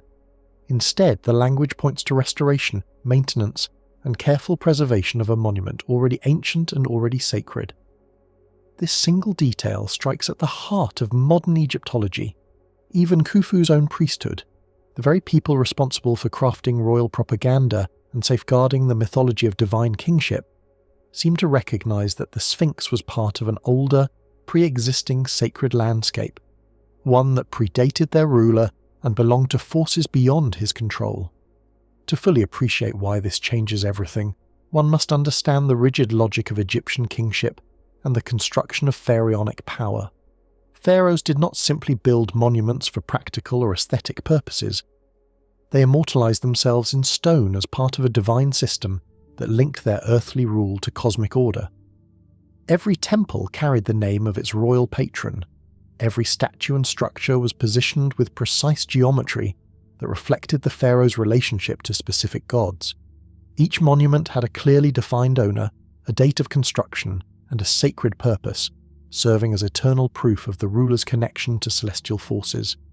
Pharaohs were more than political leaders, they were living gods, earthly embodiments of divine will, bridges between human society and the cosmic order. Their monuments were not mere buildings, they were theological statements, permanent declarations of their role in maintaining the universe itself. Thus, to encounter a monument, the oldest and most mysteriously placed in Egypt, perfectly aligned with the sunrise on the equinox, with astronomical precision rivaling modern engineering, that has no clear royal creator, is not just historically perplexing, it is theologically impossible. Scholars faced a stark choice: either acknowledge that a fundamental part of the established timeline did not fit, or find a way to quietly erase the anomaly. The archaeological establishment chose erasure, and did so with remarkable efficiency. The inventory stele was quietly transferred to the Egyptian Museum in Cairo, where it rarely appears in public and is never included in the museum's main exhibitions. Academic publications dismissed it as a late-period forgery, a work of priests with dubious motives and unreliable historical knowledge. The official verdict hardened into orthodoxy. The stele, supposedly written over 1,000 years after Khufu's reign, was nothing more than historical fiction, a politically motivated fabrication of unknown purpose. The rejection was so thorough that most Egyptology textbooks omitted entirely, and those that do mention it treat it as a curiosity rather than a serious historical document. Yet this dismissal creates its own deep problems. The assumption that any later record is unreliable, unless it confirms earlier evidence, becomes a circular logic, a form of intellectual gatekeeping that preserves the accepted narrative while stifling genuine inquiry. And there is a more troubling question.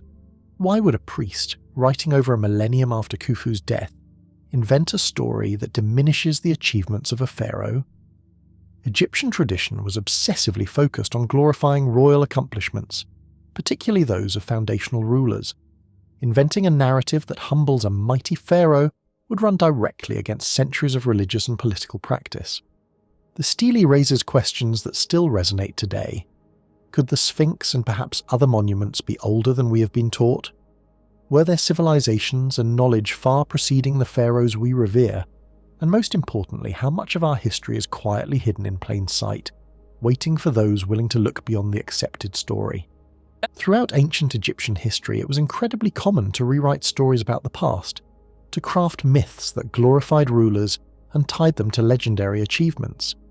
Usually these tales made kings appear greater than they were, linking living rulers to the splendor of the past rather than reducing historic figures to mere caretakers. Yet there is one particular record, a limestone tablet often called the inventory stele, that does the exact opposite. Instead of elevating Pharaoh Khufu, it diminishes him in the most dramatic and unusual way. It presents him not as a creator or supreme builder, but as a servant of older gods, a caretaker performing restorations, a ruler who honors ancient powers rather than embodying them. If this were propaganda meant to bolster Khufu's authority, it fails spectacularly. The tablet shrinks his role instead of inflating it. It questions his ability to create rather than celebrate it. It stirs up mysteries rather than offering neat answers about Egyptian greatness. If someone wanted to fabricate a historical document to support contemporary political goals, why would they produce one that raises more questions than it solves? Modern archaeologists try to minimize this problem by claiming the stele came from a nearby temple, rather than the Sphinx enclosure itself, but in ancient Egyptian sacred architecture, nearby is a precise term. These monuments were placed with exact astronomical alignment. Being 20 meters away is not a mistake, it is deliberate ritual geometry. Even stranger, the same scholars who dismiss the inventory stele as unreliable mythology often rely on other late-period texts to confirm traditional timelines whenever it suits them. The issue is not the age of the tablet, it is what the tablet actually says. The more we try to explain it away, the more it whispers the same haunting question. What if the Sphinx, the most ancient monument in Egypt, was already ancient even to the ancient Egyptians? Conventional history teaches that Khufu ordered the construction of the Great Pyramid around 2,580 years before the Common Era, that the Sphinx was carved during his reign, and that this period marked the technological pinnacle of early dynastic Egypt. The foundation of Egyptology rests on this timeline, but the limestone stele tells a different story. Khufu came later. He did not create, he preserved. He came as a pilgrim, not as a builder. This is no small correction, it is a complete upheaval of the accepted timeline. If the Sphinx existed before Khufu, then the pyramids, aligned perfectly with its form, may also be older. And if the pyramids are older, then the civilization we call ancient Egypt may have been built atop an even older culture, one that preceded what we have always been taught. So, as institutions tend to do with inconvenient evidence, it was stored away, labelled legend, and largely ignored. Yet the stele continues to speak in silence, whispering truths it was never meant to reveal. We often view history as a straight line crowned by human ingenuity. The inventory stele offers a different vision, not progress, but rediscovery. It tells of a king arriving at a place older than memory itself, responding as any wise ruler might when faced with a profound mystery. He covers it in ritual, makes offerings, and speaks little about the unknown builders of what he finds. The site was not empty or broken, it was complete, and its silent power commanded respect far beyond what any inscription could convey. Over centuries, the Sphinx was repeatedly buried by winds, neglect, and dynasties who found its presence inconvenient. Each rediscovery led people to believe they were the first to witness its enigma. But the inventory stele proves something deeper. Even forgetting has a history. Even memory can be buried deliberately. The patterns of what is preserved and what is lost reveal as much about those who preserve history as about the events themselves. And so the question becomes sharper. If Khufu did not build the Sphinx, then who did? And what were they protecting long before the pharaohs claimed Egypt's sacred landscape? The answer may not lie in what the Sphinx reveals, but in what tried to bury it. Careful observation of the erosion patterns at its base, the water-carved channels in stone that should not have seen rain for thousands of years, forces us to wonder whether the timeline we have been taught might be off by more than just a few centuries. Some mysteries do not merely challenge what we know, they challenge when we thought we knew it. Sometimes the most important question is not who built something, but what they were protecting by building it in the first place. The oldest monument in Egypt carries scars from something the country no longer has in any meaningful way: rain. Not light sprinkles or rare storms, but long ages of steady rainfall, falling year after year, century after century, shaping stone in ways that simply should not exist in a true desert. The limestone around this monument bears deep grooves and softened curves that could only have been formed by flowing water, slowly cutting its way downward over a very long time. In the early 1990s, a geologist named Robert Schoch stood inside the enclosure surrounding the Great Sphinx and noticed something that immediately troubled him. What he saw did not match what history books said should be there. Schoch was not an Egyptologist and he was not an archaeologist. He was a professor of geology at Boston University, trained to understand how rocks record the passage of time, climate changes, and the forces of nature. To him, stone was not silent. It told stories to anyone who knew how to listen. As he studied the limestone walls around the Sphinx, Schoch realized they looked nothing like the nearby temples and monuments on the Giza plateau. Those structures showed sharp horizontal wear marks, the kind created when wind-driven sand scrapes against stone in one main direction for thousands of years. That kind of erosion is exactly what you would expect in a dry desert environment. But the Sphinx enclosure was different. Its walls were cut by deep vertical channels running downward. The stone surfaces were rounded and smoothed, with gentle curves and softened corners that gave the walls a wavy, scalloped appearance. To a geologist, these shapes were instantly recognizable. They were not random damage. They were the unmistakable signature of water flowing down rock faces over long periods of time. This was not wind erosion, which leaves straight, horizontal scratches. It was not salt crystals expanding and breaking the surface, which causes shallow flaking and pitted textures. It was not groundwater seeping upward from below, which affects stone from the inside out. This was precipitation erosion, formed when rain repeatedly runs down exposed stone, slowly carving channels and smoothing surfaces in a way that only sustained rainfall can achieve. In other words, this was not a monument lightly touched by rain once or twice.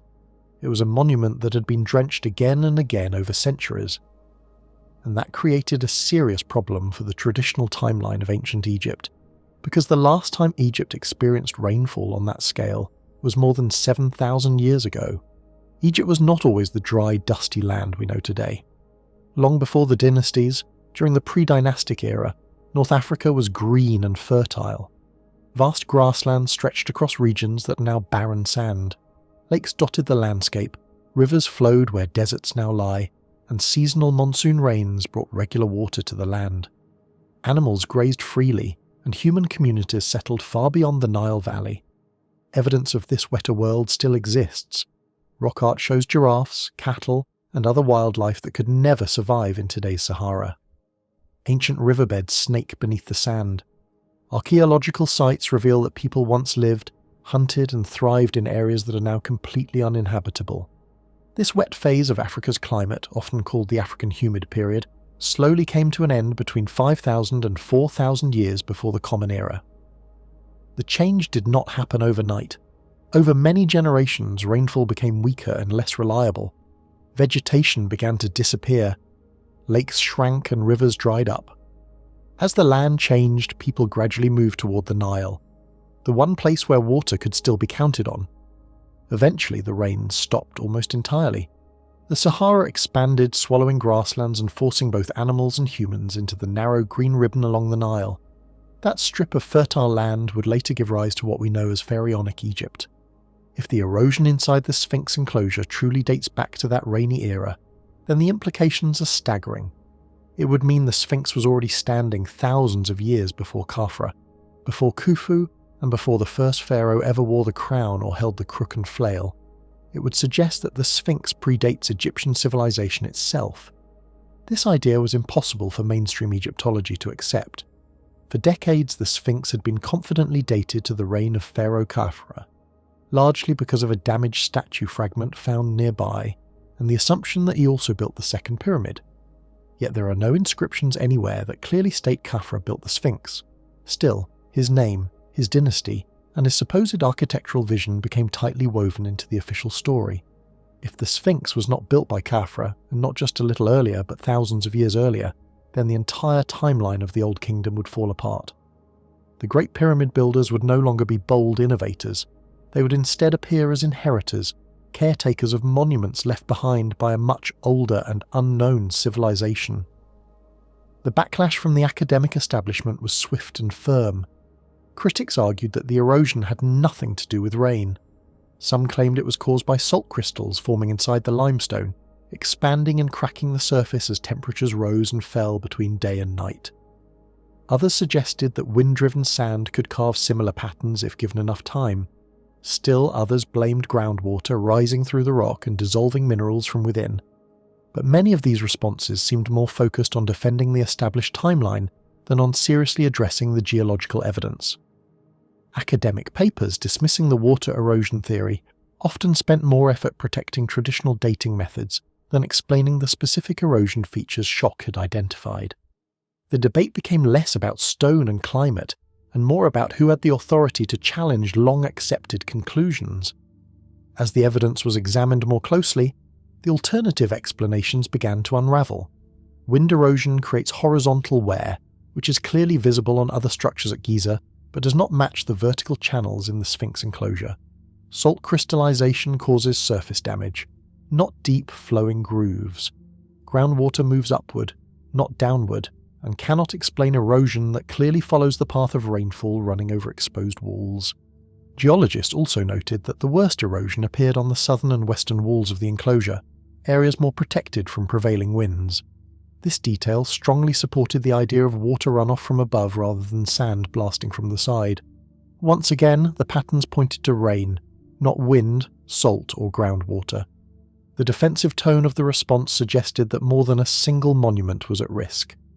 If the Sphinx truly dates back to a time before known Egyptian civilization, it would force a complete rethink of human history.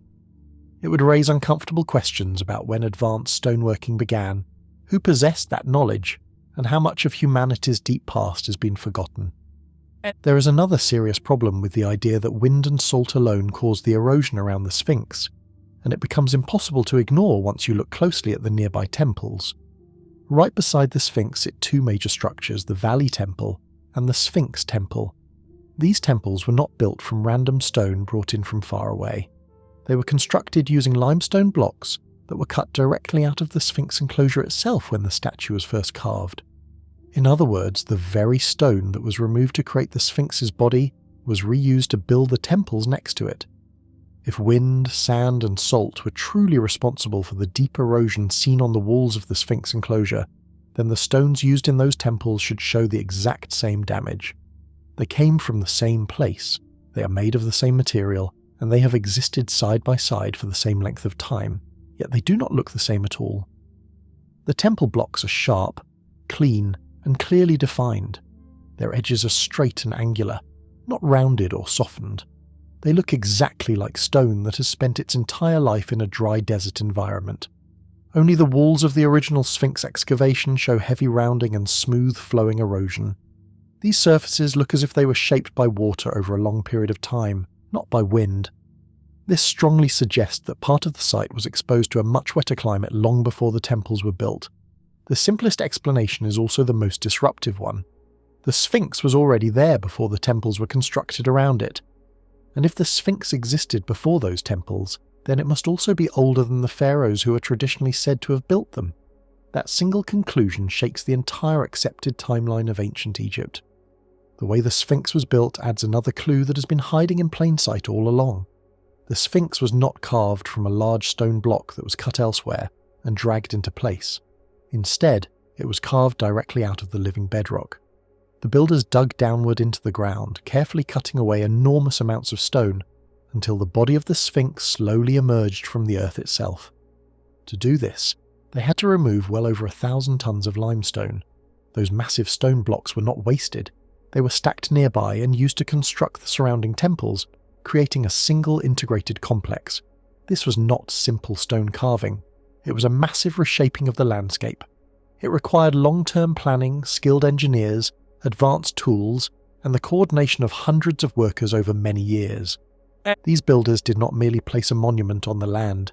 They redesigned the land itself to fit their vision. The Sphinx, the temples, the drainage systems, and the layout of the entire area appear to have been planned as one unified project. Nothing about it feels random or improvised. Everything fits together with intention. The precision of the work is especially striking. The body of the Sphinx follows the natural layers of the limestone bedrock almost perfectly. Instead of cutting against the stone's natural weaknesses, the builders worked with them. This shows deep knowledge of geology and structural stability. Knowledge that would not seem out of place even in modern engineering. The drainage channels, the positioning of the temples, and the possible astronomical alignments all point to careful design on a level far beyond what we usually imagine for early human societies. This was not trial and error. This was expertise. Perhaps that is why the Sphinx is so strangely silent in the historical record. There are no inscriptions that clearly name its builder. There is no dedication carved beneath it. There are no rituals listed, no royal titles, no proud declaration of ownership. This is deeply unusual in Egypt, where pharaohs carved their names onto nearly everything they touched. Maybe the reason is simple. Whoever built the Sphinx was not interested in being remembered the way later kings demanded to be remembered. They were not trying to advertise their power or secure their legacy in words. They wanted to create something that would last, something that could survive even if language, names, and cultures disappeared. Stone was their message, not writing. According to the accepted historical timeline, Egyptian civilization begins around 3,100 years before the Common Era. That timeline is neat, orderly, and well documented. But the stone tells a different story.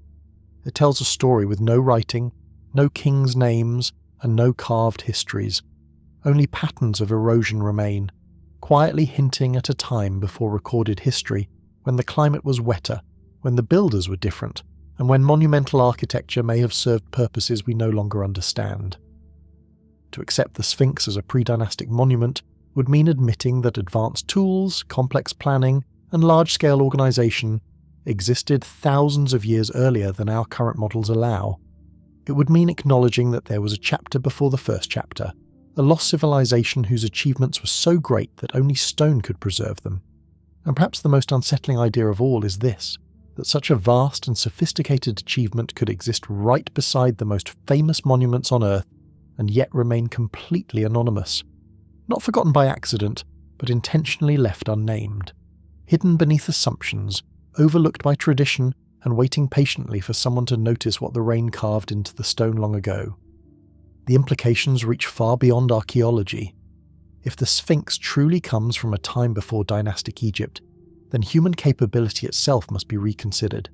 It suggests that advanced knowledge survived massive climate changes and was somehow passed forward to later cultures.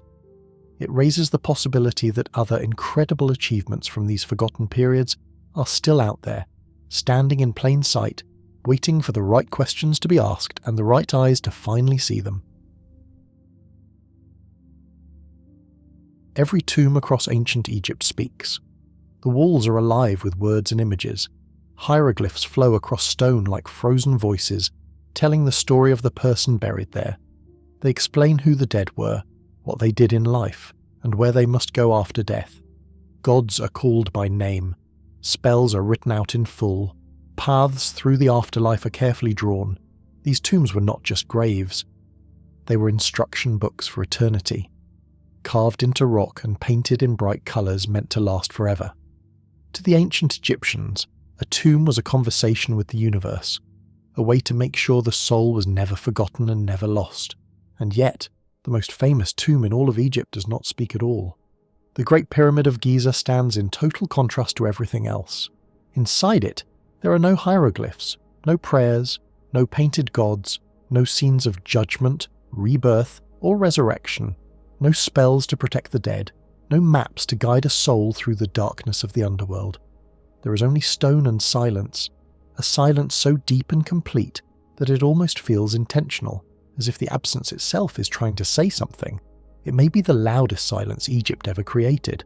Traditionally, this pyramid is said to belong to Pharaoh Khufu. The structure rises more than 140 meters into the sky and is built from over 2.3 million limestone blocks. Each block weighs anywhere from 2.5 to 15 tons. The sheer scale is overwhelming, but the inside is surprisingly simple in design, though far from crude or primitive. A narrow descending passage cuts downward into the earth, leading to an unfinished chamber carved deep into the bedrock. From there, another passage rises upward toward what is commonly called the Queen's Chamber, even though it was never used as a burial space and shows no signs that it ever was meant to be. Higher still, the Grand Gallery opens into the King's Chamber. This room is a perfect rectangle made entirely of massive granite blocks, hauled from quarries hundreds of miles away. The stones are fitted together with such precision that even modern engineers struggle to fully explain how it was done.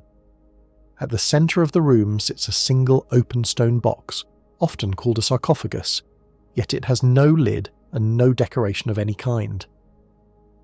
The chamber has strange acoustic qualities. Sounds behave differently there, echoing and vibrating in ways that suggest the builders understood resonance and frequency at a level we're only beginning to explore today. And that is all there is. No treasure, no inscriptions, no symbols, no names. In the most sacred space of Egypt's greatest monument, there is nothing but bare stone and the sound of your own breathing bouncing off the walls. Standing there, you become painfully aware of the millions of tons of stone pressing down above you. The emptiness feels deliberate, unsettling, and completely out of place.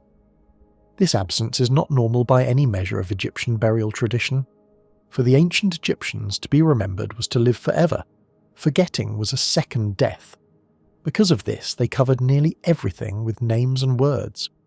Names were carved onto coffins, doors, walls, statues, tools, jewellery, and even everyday objects like combs and sandals.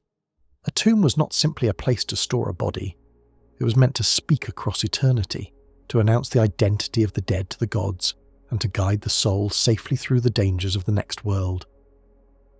The walls of most Egyptian tombs function like detailed manuals for the afterlife. They showed maps of the underworld, described the trials the soul would face, and recorded the exact words that had to be spoken to pass each obstacle. Texts such as the Book of the Dead and the Pyramid Text were considered essential equipment for immortality, just as important as food, clothing, or shelter. By the time of the 5th and 6th dynasties, pyramid walls were completely covered in these sacred writings. Thousands of lines of prayers, hymns, and invocations were carved into stone to ensure the pharaoh's safe journey beyond death. Even the tombs of nobles and priests were richly decorated. Their walls showed scenes of farming, music, bread baking, perfume making, and daily life, all painted in bright colours and repeated endlessly so those activities could continue forever in the next world. The Egyptians planned for death with obsessive care. Bodies were mummified, organs were preserved in canopic jars. Food, drink, furniture, and personal items were placed beside the dead. Nothing was left to chance. In that context, leaving a royal tomb completely blank would have been more than unusual. It would have been spiritually dangerous. Yet inside Khufu's pyramid, there are no stars painted on the ceiling, no god standing guard, no soul shown travelling toward judgment. There is only stone, pressure, perfect angles, and profound silence. Scholars still cannot agree on why this silence exists. Some suggest the pyramid was once decorated and later stripped of its inscriptions, but there is no physical evidence for this. There are no scrape marks from removed carvings, no faint outlines where images once were, no traces of pigment that would suggest erased hieroglyphs. Others argue that the pyramid was left undecorated because it was an early structure, a kind of experiment built before decorative traditions became standard. But this idea begins to collapse when you look closely at the pyramid itself. Its construction is too refined, too precise, and too confident to belong to a simple trial run. Everything about it suggests intention, mastery, and deep understanding, which makes the silence inside it not an accident, but a mystery still waiting to be explained. The Great Pyramid is not crude, simple, or primitive in any way that can be measured. In fact, everything about it points to an extraordinary level of knowledge and control. Its shape is perfectly balanced, its sides mirror each other with stunning accuracy, and the entire structure is aligned almost flawlessly with the 4 main directions of the Earth. The base of the pyramid is levelled so precisely that the difference across its entire foundation is only about 2.1 centimetres, an achievement that would still be impressive even with modern tools. The sides face north, south, east and west, with an error of only about 0.05 degrees, a level of accuracy that is difficult to reproduce even today. Inside the pyramid, the passages and chambers are laid out with mathematical care, not guesswork. The Grand Gallery in particular is a masterpiece of engineering. Its ceiling uses a clever stepped design that spreads the enormous weight of the stones above it so efficiently that the structure has remained solid and unchanged for more than 4,500 years.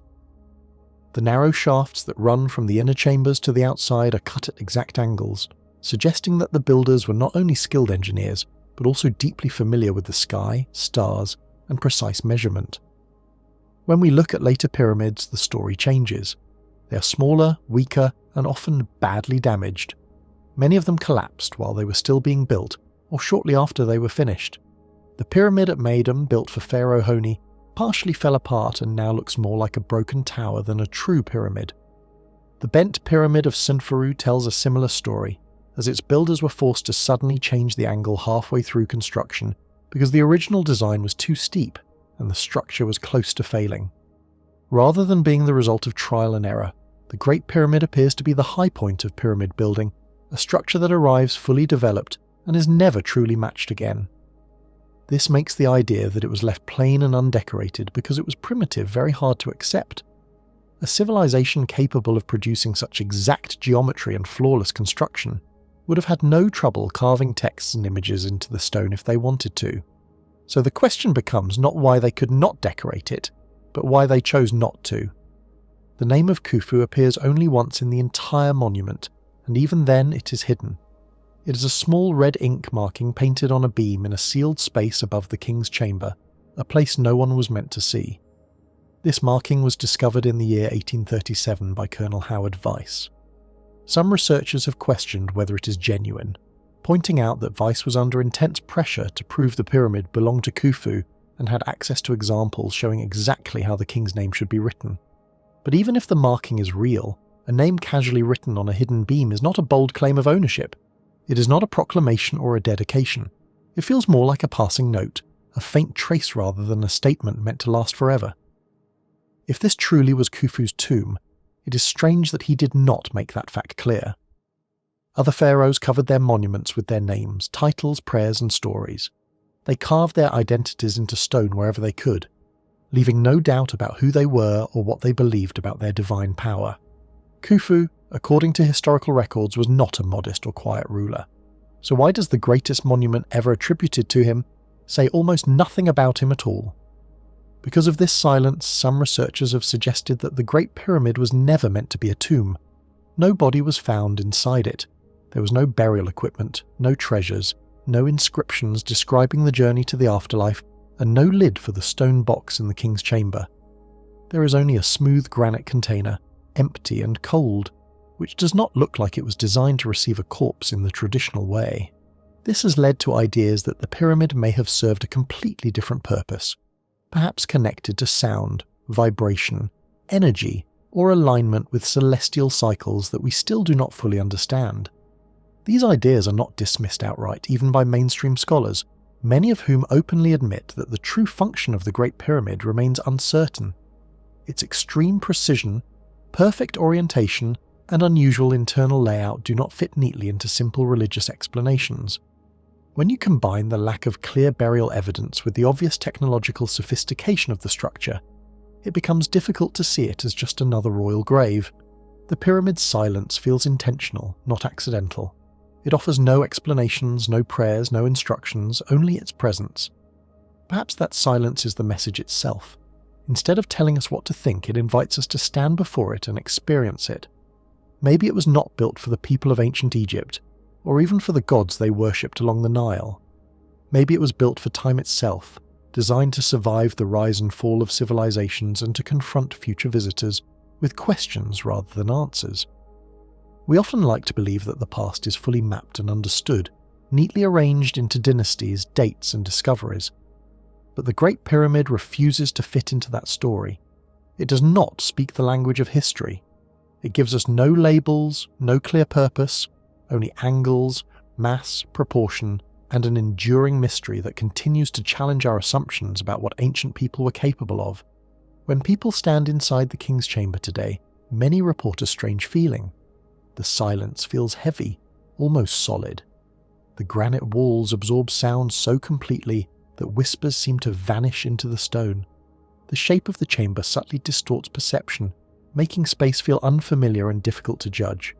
Some visitors feel dizzy or disoriented, as if the room itself is affecting them. Even without a single carved symbol, people instinctively lower their voices, as though they are intruding on something that is still active, still present. The chamber's acoustic properties appear deliberate, carefully designed to create effects that go beyond simple construction. Some researchers believe it was built to produce or amplify certain frequencies, though no one can say for sure why. Standing inside that granite box, surrounded by millions of tons of precisely placed stone, does not feel like standing in a tomb. It feels more like being inside a machine, though one built for a purpose we cannot clearly define, using principles we do not fully grasp. Perhaps that was the intention. Not to honour a single ruler, but to preserve something that transcends culture, belief, and time itself. And if that is true, then the Great Pyramid has succeeded perfectly. It does not need to be understood, worshipped, or explained. It only needs to remain, and after thousands of years that is exactly what it has done. Still waiting, still silent, still asking questions without ever saying a single word. Pharaoh Khufu, ruler of the 4th dynasty, is officially remembered as the man who ordered the construction of the Great Pyramid of Giza. According to history books, this monument was meant to be his final resting place. It is described as a tomb so precise in its design and so strong in its construction that it has stood firm for more than 4,000 years, surviving earthquakes, foreign invasions, political chaos, and the complete rise and fall of entire empires. By all traditional accounts, this incredible structure was built so that one man could live forever in the afterlife. But the moment you step inside, a strange and unsettling problem appears. There is no mummy, there are no burial treasures, there are no inscriptions carved into the walls, there is no sign that a funeral ever took place. There is only an empty stone chamber, silent and cold, containing a single plain stone box. The man who is said to have built the greatest tomb ever created does not appear to be buried there at all. This absence is deeply troubling because we know exactly how ancient Egyptian burials were supposed to look, especially those belonging to kings. Egypt has left us countless examples. From the Valley of the Kings to the burial grounds of Saqqara, royal tombs were prepared with an almost obsessive level of care. The burial of a pharaoh was not a simple event. It was a massive operation that could take many months and required the coordinated effort of hundreds of workers, priests, artisans, and ritual specialists. Every step was carefully planned to ensure the ruler's safe journey into the afterlife. The body of a king was placed inside one coffin, which was then placed inside another, and sometimes another still, each layer carved with protective spells and sacred images meant to shield the soul from harm. Amulets were placed on specific parts of the body, each one chosen for a precise magical purpose. Scrolls containing the Book of the Dead were positioned near the head so the deceased could recite the correct words while travelling through the dangerous world beyond death. Small figurines known as shabtis were included to act as servants, ready to perform any labour the pharaoh might be assigned in the afterlife. The walls of royal tombs were transformed into guides for eternity. They were covered in spells, prayers, and detailed maps of the Duat, the Egyptian underworld. These images showed the soul's journey step by step, including scenes of divine judgment where the heart of the deceased was weighed against the feather of Ma'at. Every stage of the process was illustrated so nothing would go wrong. Food, drink, and valuable objects were arranged according to strict ritual rules. Funerary boats were included to carry the soul across sacred waters. Even the pharaoh's internal organs were carefully preserved in canopic jars, each one protected by a specific god, and placed according to the directions of the earth. Nothing was left to chance. Death in ancient Egypt was not just an ending. It was a carefully organised transformation meant to preserve power, identity, and divine authority forever. Even lesser nobles received elaborate burials with inscriptions, painted scenes, tools, offerings, and symbols of their social rank. Compared to this, the Great Pyramid feels shockingly empty. Inside what should have been the most magnificent burial ever created, there is none of this. No gold, no coffins, no writing, not even a name, just a single stone chamber and a plain stone box that may have once held something, or perhaps never did at all. Some argue that Khufu's tomb was looted long ago, that thieves broke in, stole the body, smashed the coffin, and carried away the treasures. At first glance, this sounds reasonable, but when examined closely, the theory begins to fall apart. There are no signs of forced entry anywhere inside the pyramid. The passages leading to the king's chamber show no evidence of being sealed and later broken open. The stone box has no chisel marks, no damage, no signs that anyone ever tried to pry off a lid.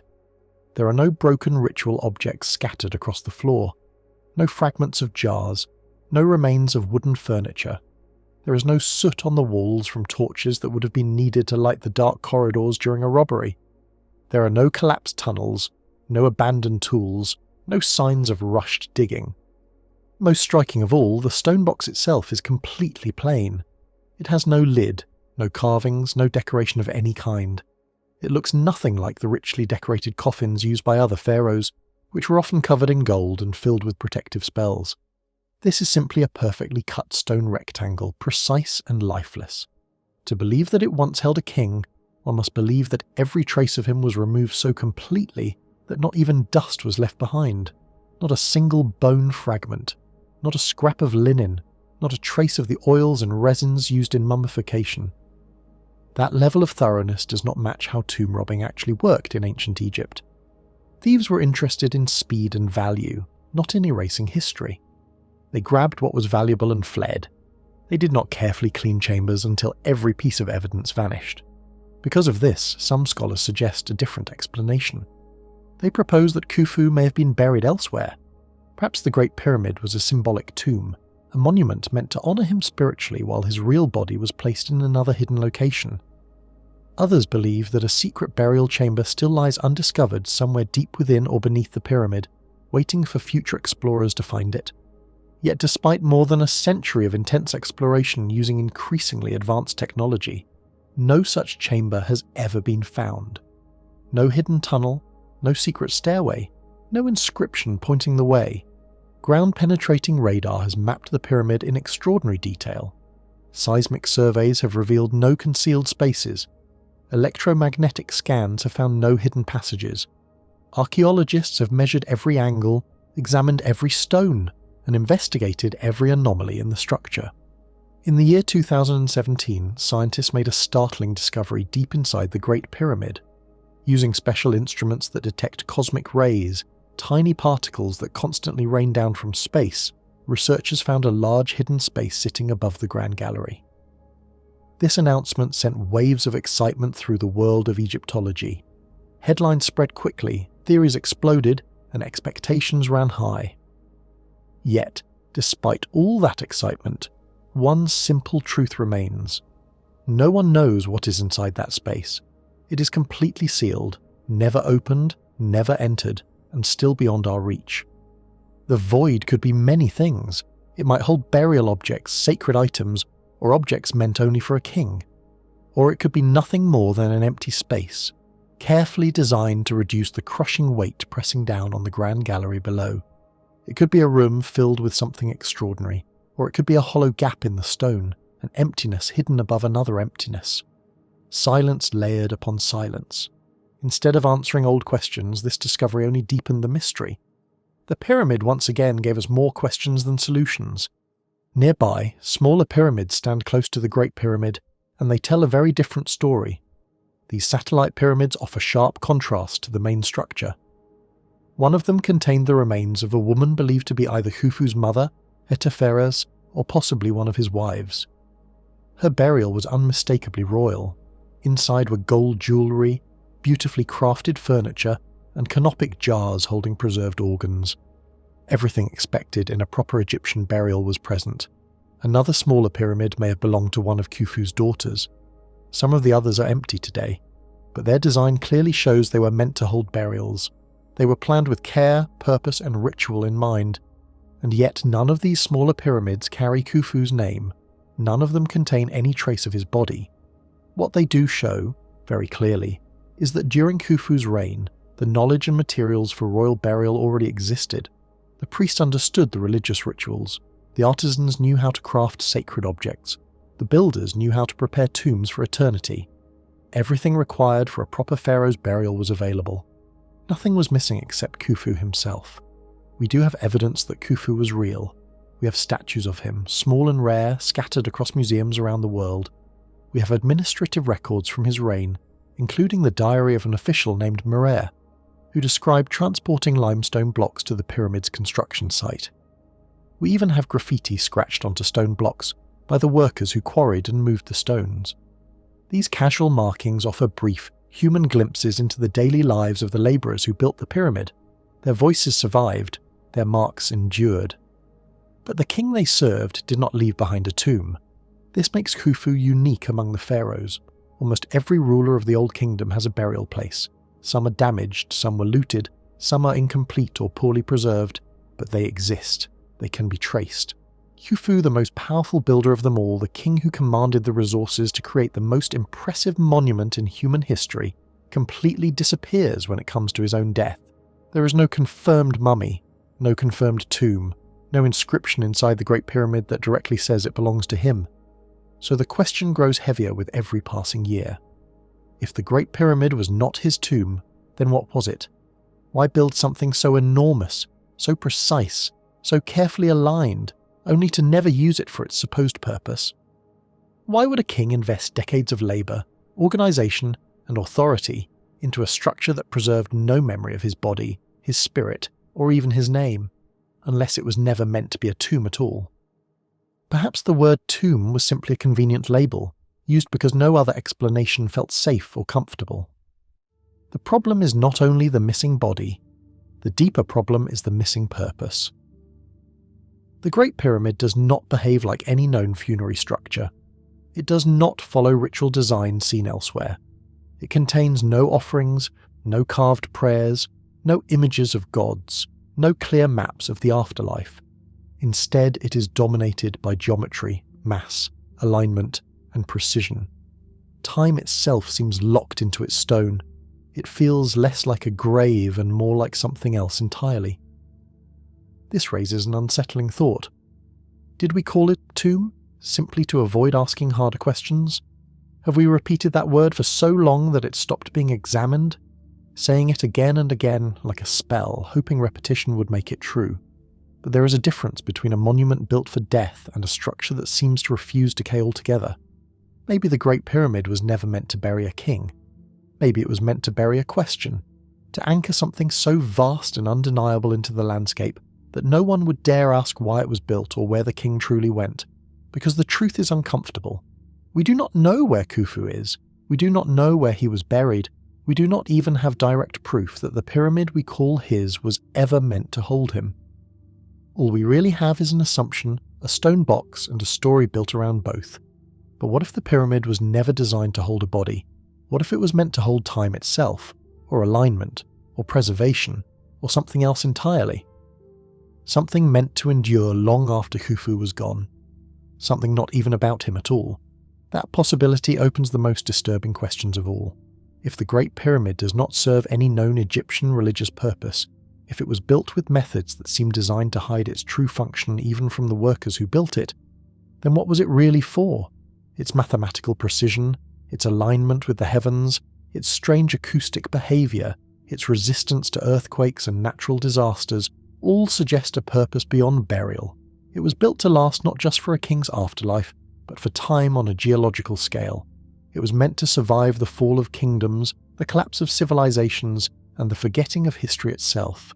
Perhaps Khufu's absence is not a mystery to be solved, but a clue to be noticed. Maybe the structure was never meant to belong to him, even though it required the power of a pharaoh to build it. Maybe he was not the owner of the pyramid, but the steward of something far larger than himself. The only written record that has survived from the time of Pharaoh Khufu does not speak of gods, kings, or tombs. It does not boast of monuments or divine plans. Instead, it speaks of something far humbler, a boat, and the men who filled it with stone.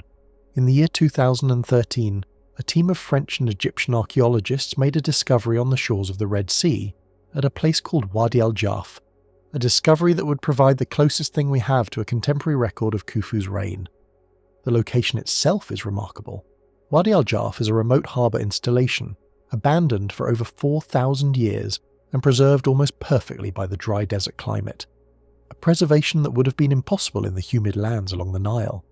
Hidden within a series of ancient storage caves carefully sealed with massive stone blocks, the archaeologists found hundreds of fragments of papyrus.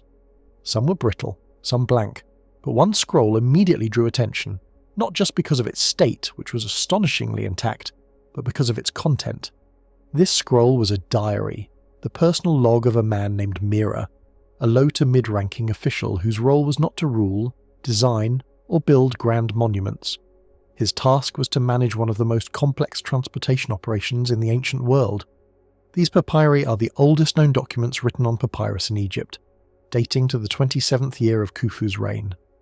They provide a window, unlike anything else, into the administrative machinery that made massive construction projects possible. Day after day, Meera meticulously recorded the movement of limestone blocks. He noted how they were cut from the quarries at Tura and transported across the Nile to a location referred to as the Akhet Khufu.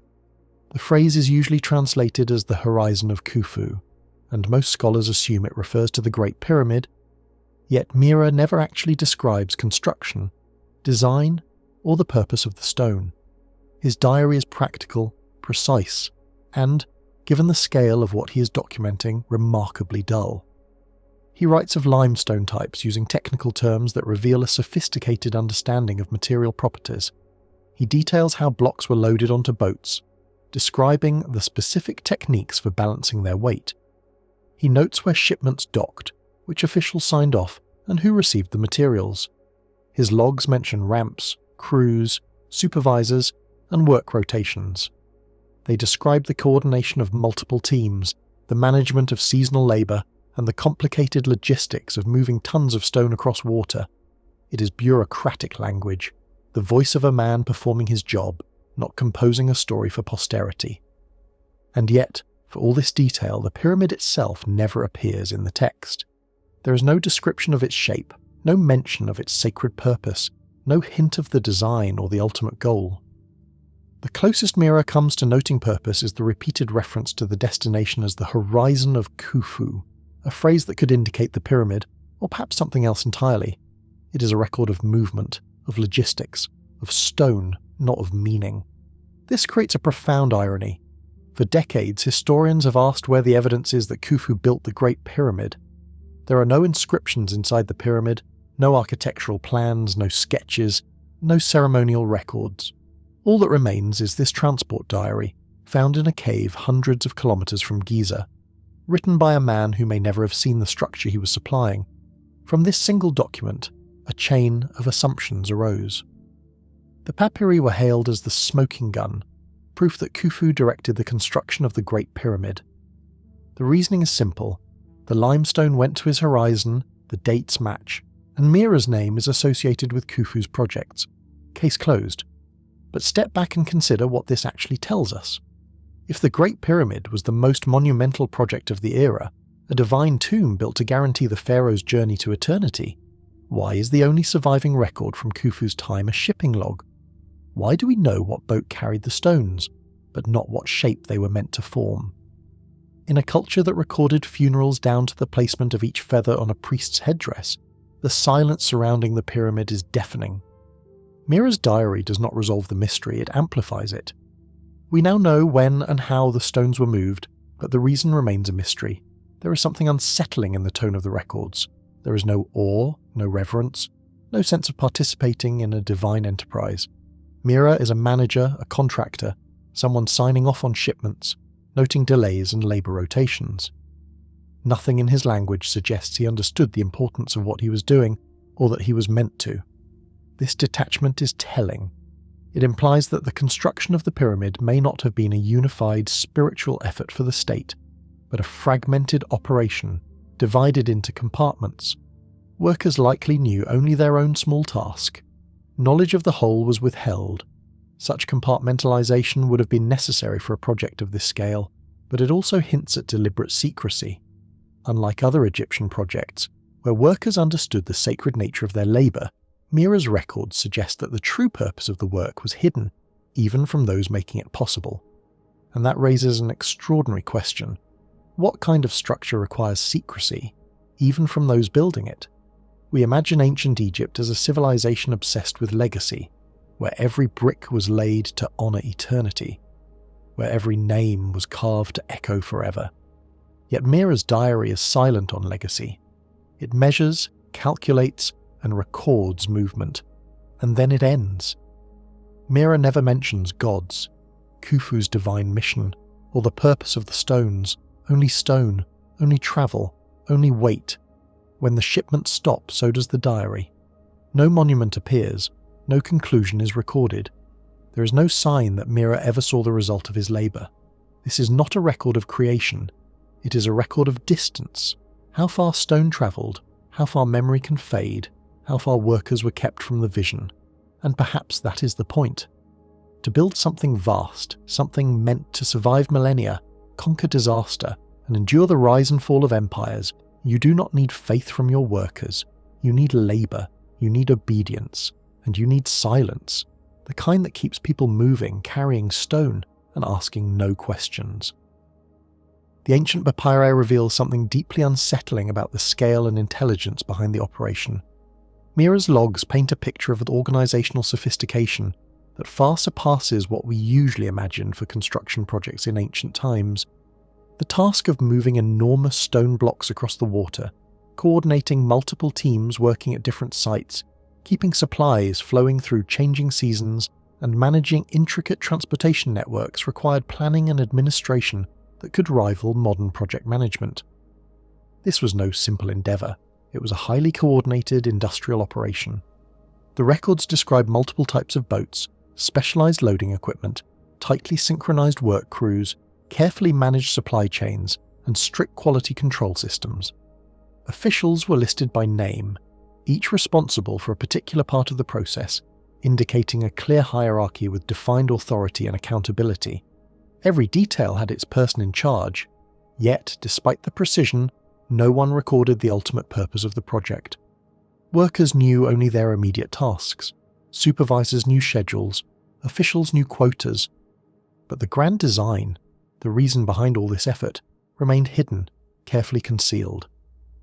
It was as if the knowledge of the final goal was deliberately restricted to the smallest possible circle. The implications are chilling. If this was indeed Khufu's tomb, why such secrecy?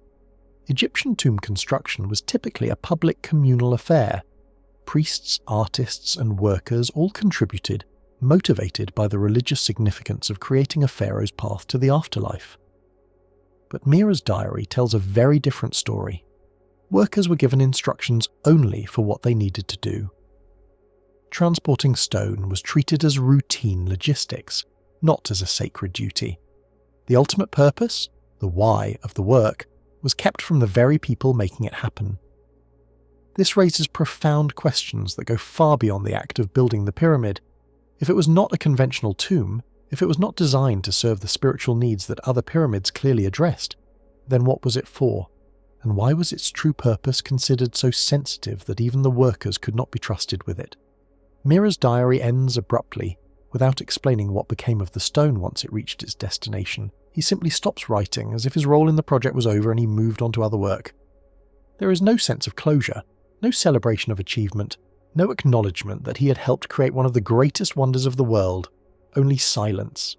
And that silence mirrors the Great Pyramid itself, its empty chambers, its sealed passages, its inaccessible corners, all are enveloped in the same silence that has guarded its secrets for more than 4,000 years. Perhaps that silence was intentional. Perhaps the pyramid was built not to communicate, not to explain, not to glorify a pharaoh, but to endure and preserve something so important that it could not be entrusted to writing, to workers, or to any form other than the structure itself.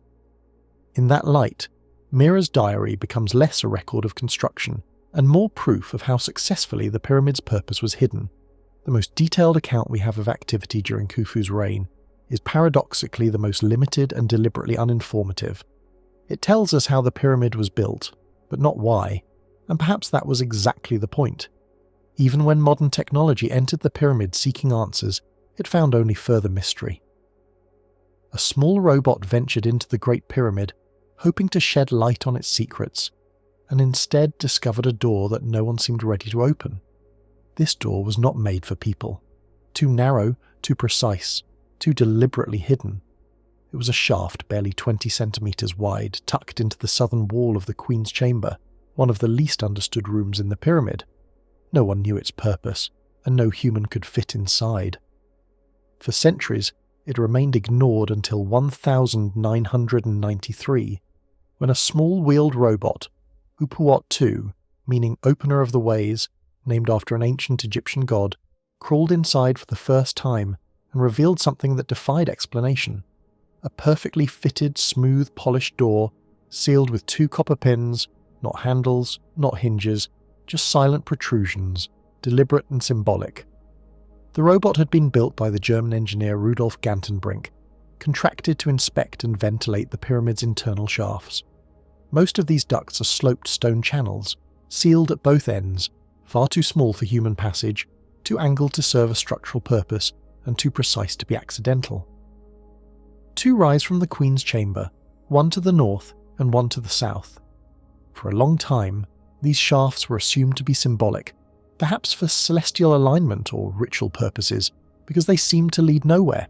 Gantenbrink's robot proved otherwise. As Upuat II crawled up the southern shaft, a steep and narrow incline more than 60 meters long, it sent live footage back to the surface. The images were astounding, not only revealing what lay inside, but demonstrating the extraordinary craftsmanship of the pyramid's interior. The walls passed by flawlessly smooth, untouched by time or air, angled with geometric precision that matched the sophistication seen throughout the pyramid. The robot's progress was slow, methodical, impossible for a human to replicate. The shaft rose at a steep, nearly vertical angle. There were no tool marks, no irregularities, no signs of cutting or shaping, only perfection, as if the passage had been constructed for eternity, not for any human visitor. Every detail, every polished surface, every hidden corner of the pyramid seems designed to conceal and endure, not to explain. The Great Pyramid stands as an enduring enigma, a monument to engineering, secrecy, and a purpose so profound that it cannot be fully understood. Even today, more than 4 millennia after it was built, the limestone blocks were fitted together with a precision that mirrored the perfection of the pyramid's exterior. Each joint was invisible to the eye, each surface polished and smooth. The narrow shaft maintained exactly the same shape from start to finish, never widening, never narrowing, never showing the kinds of irregularities one would expect in ancient construction. It was as if the entire corridor had been planned and built as a single, unified design rather than pieced together bit by bit. And then, suddenly, the shaft came to an end, but it did not collapse, nor did it simply terminate in a rough, jagged wall. Instead, there was a carefully placed stone slab, perfectly rectangular, polished, and almost impossibly out of place. The robot's light illuminated 2 small copper pins hammered flat into the stone, sticking out slightly, though they seemed to serve no purpose. There were no hinges, no latch, no inscriptions, just a door where no door should have existed. The discovery shook the archaeological world to its core. Here was proof of something hidden within the Great Pyramid, something that had been sealed for more than 4,000 years, something that contradicted the long-held belief that the pyramid's interior had been fully explored and mapped. The questions it raised were staggering. If there were sealed chambers hidden within the Queen's chamber shafts, what else could lie secret within the heart of this ancient monument? The news spread like wildfire. Television documentaries, newspaper front pages and academic journals around the globe featured the discovery. The image of the mysterious door with its strange copper pins became iconic, symbolizing both the enduring enigmas of ancient Egypt and the promise of uncovering new secrets with modern technology. But the excitement was short-lived. The world had taken notice, and so had Egypt's Supreme Council of Antiquities. Their reaction was immediate and decisive. Shortly after the discovery, the engineer and explorer behind it, Rudolf Gantenbrink, was removed from the project. His contract was terminated, his access to the pyramid revoked, and his research effectively shut down. No explanation was offered, no formal refusal issued. Just silence. Officially, it was claimed that Gantenbrink had exceeded his mandate, which was supposed to be limited to inspecting ventilation shafts rather than exploring them. Critics, however, pointed out that the discovery had occurred during legitimate inspection work, and that halting the investigation at the very moment of breakthrough seemed counterproductive to archaeology itself. The door had refused to open, and now so had the conversation. Nearly a decade passed before another attempt was made to explore the mysterious door. The long delay was never formally explained, but it hinted that authorities were in no rush to uncover discoveries that might challenge the accepted story of the pyramid's purpose and contents. Finally, in the year 2002, a new team was granted permission to enter the pyramid. They brought with them a second robot, far more advanced than Gantenbrink's original device. This robot featured improved cameras, precise drilling capabilities, and fiber optic technology capable of sending back detailed images of spaces beyond solid barriers. The world watched once more through the robot's cameras. Live broadcasts promised answers long delayed for 9 years, and expectations ran high that this mission would finally reveal what lay behind the enigmatic door. The robot navigated the southern shaft, arrived at the same door, and carefully drilled a small hole through the stone slab. Even the drilling process was revealing. The stone was incredibly hard, demanding specialized tools and patient work. This door was no mere symbol. It had been engineered to resist intrusion. A fiber optic camera was inserted through the tiny opening, and its images were broadcast to viewers worldwide. All eyes leaned forward, expecting treasure, inscriptions, or some dazzling secret to justify the long wait and years of speculation. Behind the door, however, was another chamber. The walls were cut with mathematical precision, the space empty and silent. On the far wall there was yet another door. No hieroglyphs, no gold, no artifacts, only more geometry, more meticulous craftsmanship, and a continued refusal to provide easy answers. That was the last official report. There was no third expedition, no public excavation, no attempt to open the second door. The media frenzy passed, the world moved on, but the question lingered. Why build a shaft too narrow for humans, too precise to be accidental, that climbs into the core of the pyramid only to end at a sealed chamber? Why create a door and then hide another one behind it? And why did the investigation stop just when the discoveries grew most compelling? Some claim the mystery was solved, that the shafts were purely symbolic, that the doors were meaningless, that the second chamber being empty was the end of the story. Yet emptiness can be deliberate. Sometimes it is the most intentional, precise kind of design.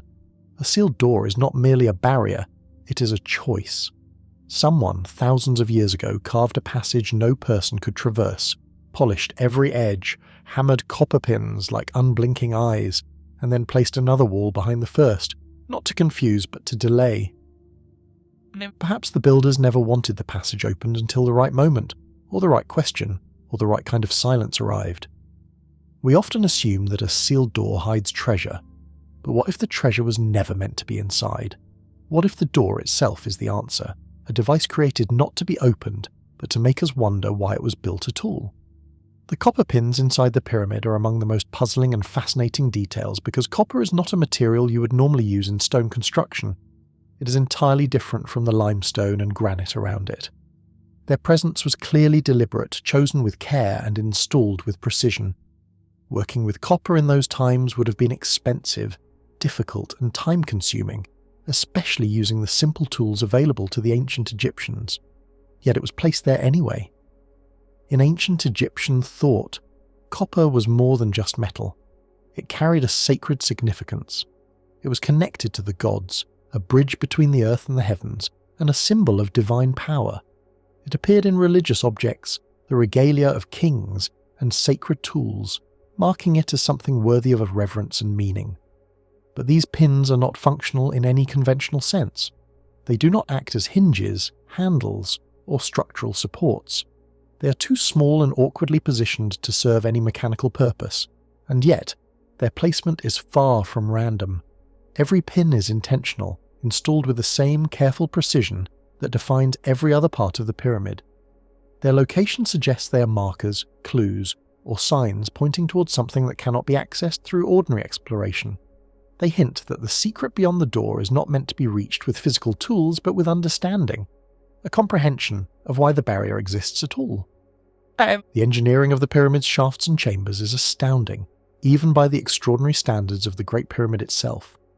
The angles are precise, the surfaces perfectly smooth, the doors fit flawlessly, and the shafts maintain exact alignment over distances longer than 60 meters with no detectable deviation, something impossible without highly accurate measurement. But the technical mastery is only part of the story. The deeper mystery lies in the intentions behind this construction. Why invest so much effort in chambers that no one can enter? Why build doors that cannot be opened? Why place symbolic elements in spaces hidden from human eyes? Perhaps these spaces were never meant for physical access at all. Perhaps they exist to be discovered in thought, to provoke wonder, to challenge the mind. The sealed doors may be the most honest expression of the pyramid's purpose. They do not give answers, they do not offer treasure, and they do not promise revelation. They exist as perfectly sealed, precisely positioned enigmas, waiting for us to stop trying to force them open and begin trying to understand why they were meant to remain closed.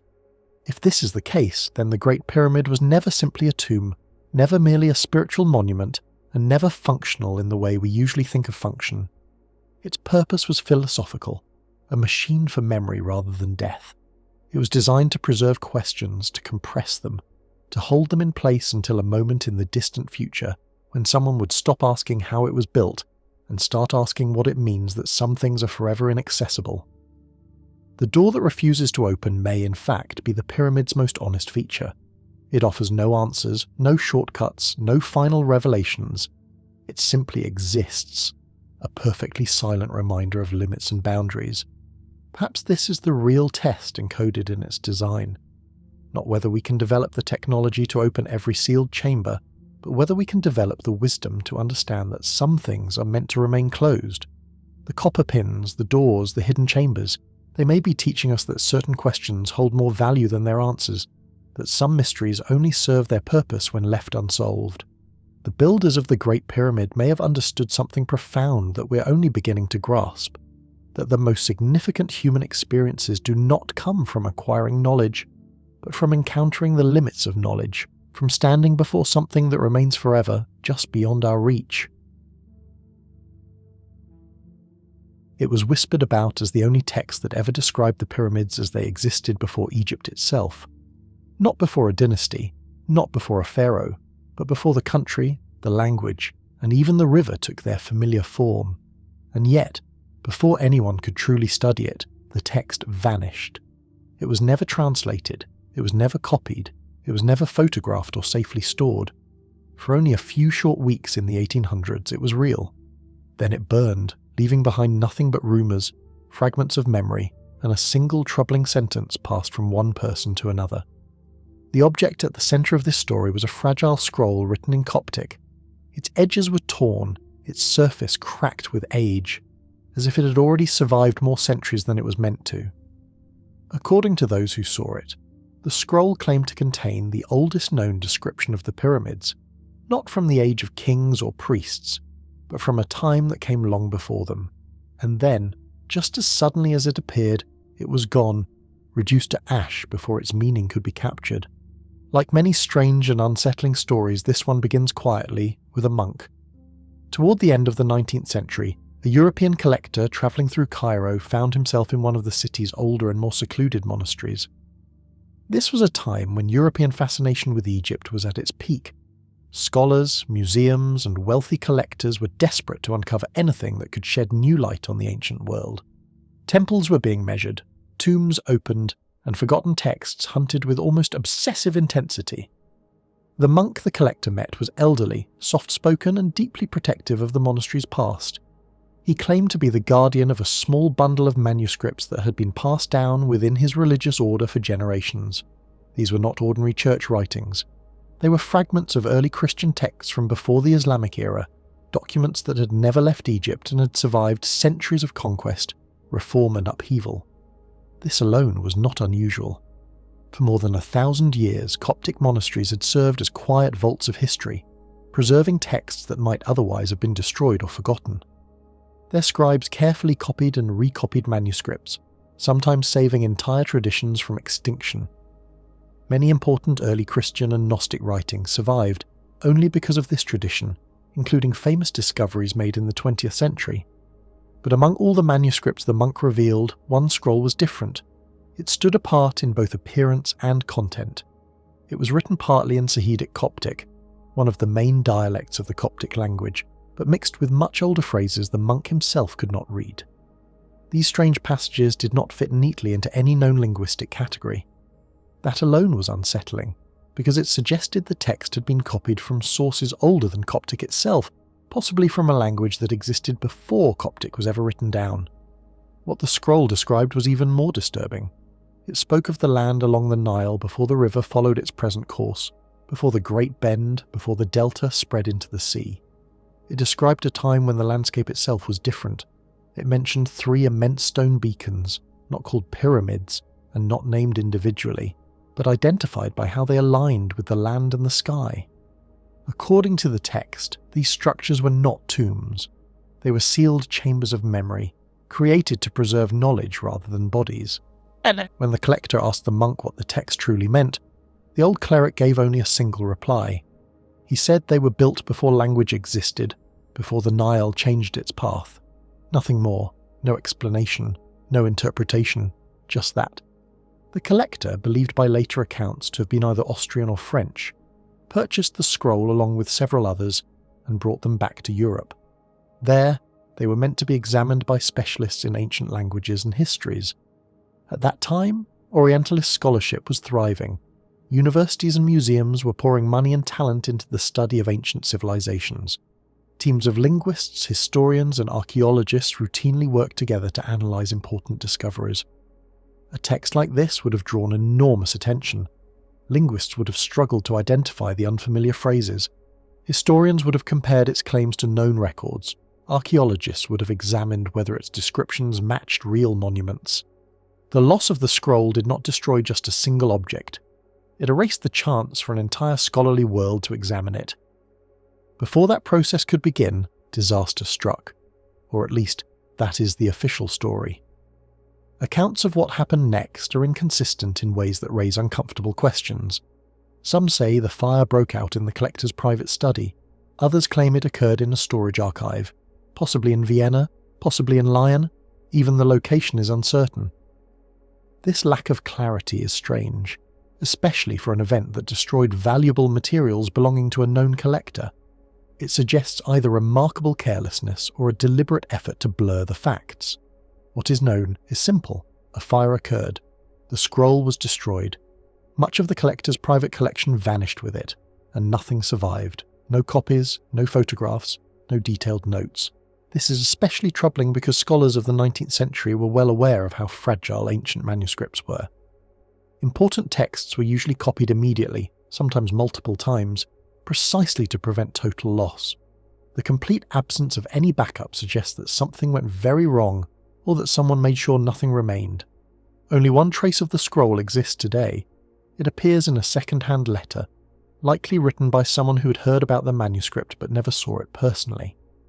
The letter repeats the monk's strange statement about the Nile flowing differently, but gives no further detail. That is all that remains. The silence surrounding the scroll is so complete that its absence becomes its own kind of evidence.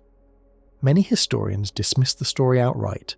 They argue that the scroll, if it existed at all, was probably a late Gnostic creation, a symbolic or mythical retelling of Egypt's distant past. They point out that 19th century collectors were often deceived by clever forgeries sold by locals who knew exactly what Europeans hoped to find. On the surface, this explanation sounds reasonable, but it also sounds like containment rather than clarification. Because if the scroll truly described the pyramids as structures built before language, before dynasties, before kings, then it would not be a fantasy. It would be a direct challenge to everything we think we know about ancient Egypt. In that case, the text would not need to be disproven. It would only need to disappear. In the 1700s, a group of French scholars reported hearing about a strange inscription on a temple wall near Aswan. According to their accounts, the writing listed kings who reigned long before Menes, the ruler often called the first king of a united Egypt. If the inscription had truly existed, it would have rewritten the timeline of Egyptian history, pushing it back by thousands of years beyond what scholars of the time, and even today, accept as fact. But fate intervened. An earthquake toppled the wall, the delicate rubbings that captured its symbols were lost, and the site was never properly excavated again. The timing of such accidents is curious. Archaeological discoveries that could shake our understanding of history often seem unusually vulnerable to fire, collapse, or other disasters, as if the universe itself, or something else, insists that certain secrets vanish before they can be studied. In the early years of the 20th century, a German linguist claimed to have translated a fragment of a Nubian papyrus that spoke of mysterious stones that sang or resonated located west of the Nile. But he died in the chaos of the First World War, and his notes scattered, never to be reconstructed. One might see each incident as mere misfortune, random and unfortunate. But step back and look at the pattern, and it becomes harder to ignore. It almost seems as if there is an unseen force working to ensure that certain evidence never survives, never reaches the light of study, never challenges the accepted story of human history. There is a difference between decay and deletion. When knowledge fades naturally, it leaves traces, a fragment of a text here, a partial translation there, a scribbled copy preserved by someone who did not fully understand what they were writing. But when knowledge is deliberately erased, it leaves nothing at all. That is what makes the Coptic scroll so chilling. It did not wear away. It did not crumble over centuries. It burned. And the timing of its destruction was precise. At the very moment it might have been translated, at the very moment it might have revealed too much, it was lost to fire. It is easy to excuse this as accident. Libraries burn, paper is fragile, fires happen. But this was no ordinary scroll. It described the pyramids as older than the kings who claimed them, older than Egypt itself, older even than words. And for a story like that, the accident of fire begins to feel suspiciously intentional. Because if even one scroll could shatter the illusion that we understand the beginnings of human civilization, then silence becomes the safest archive. Not preserving knowledge, but hiding it, protecting us from remembering something we were never meant to know. Perhaps that is what sealed in stone truly means. Not buried to safeguard, but buried to prevent. Knowledge forbidden not by rulers, but by time itself. And every now and then, a fragment leaks through. A scroll, a stelely, a hidden chamber, but never enough to tell the whole story. The destruction of inconvenient texts is not unique to Egypt. Throughout history, libraries have burned, archives have disappeared, manuscripts have vanished at precisely the moments when they might have revealed truths people preferred to ignore. The Great Library of Alexandria is the most famous example, but countless others exist. The Library of Baghdad destroyed during the Mongol invasion, the Maya codices burned by Spanish conquistadors, Irish manuscripts lost during Viking raids. Each time, irreplaceable knowledge disappeared, leaving gaps in human history that may never be filled. The Coptic scroll, however, is different. It did not vanish during war or invasion. It was in the hands of a collector who had every reason to preserve it in a time of peace, and yet it burned. The fire was too convenient, too perfectly timed to be mere chance. If the destruction was deliberate, one has to ask, who had the power to make it happen, and why would a single ancient text be considered so dangerous? What could it have revealed that could not be allowed to survive even in a European archive far removed from Egypt and its politics?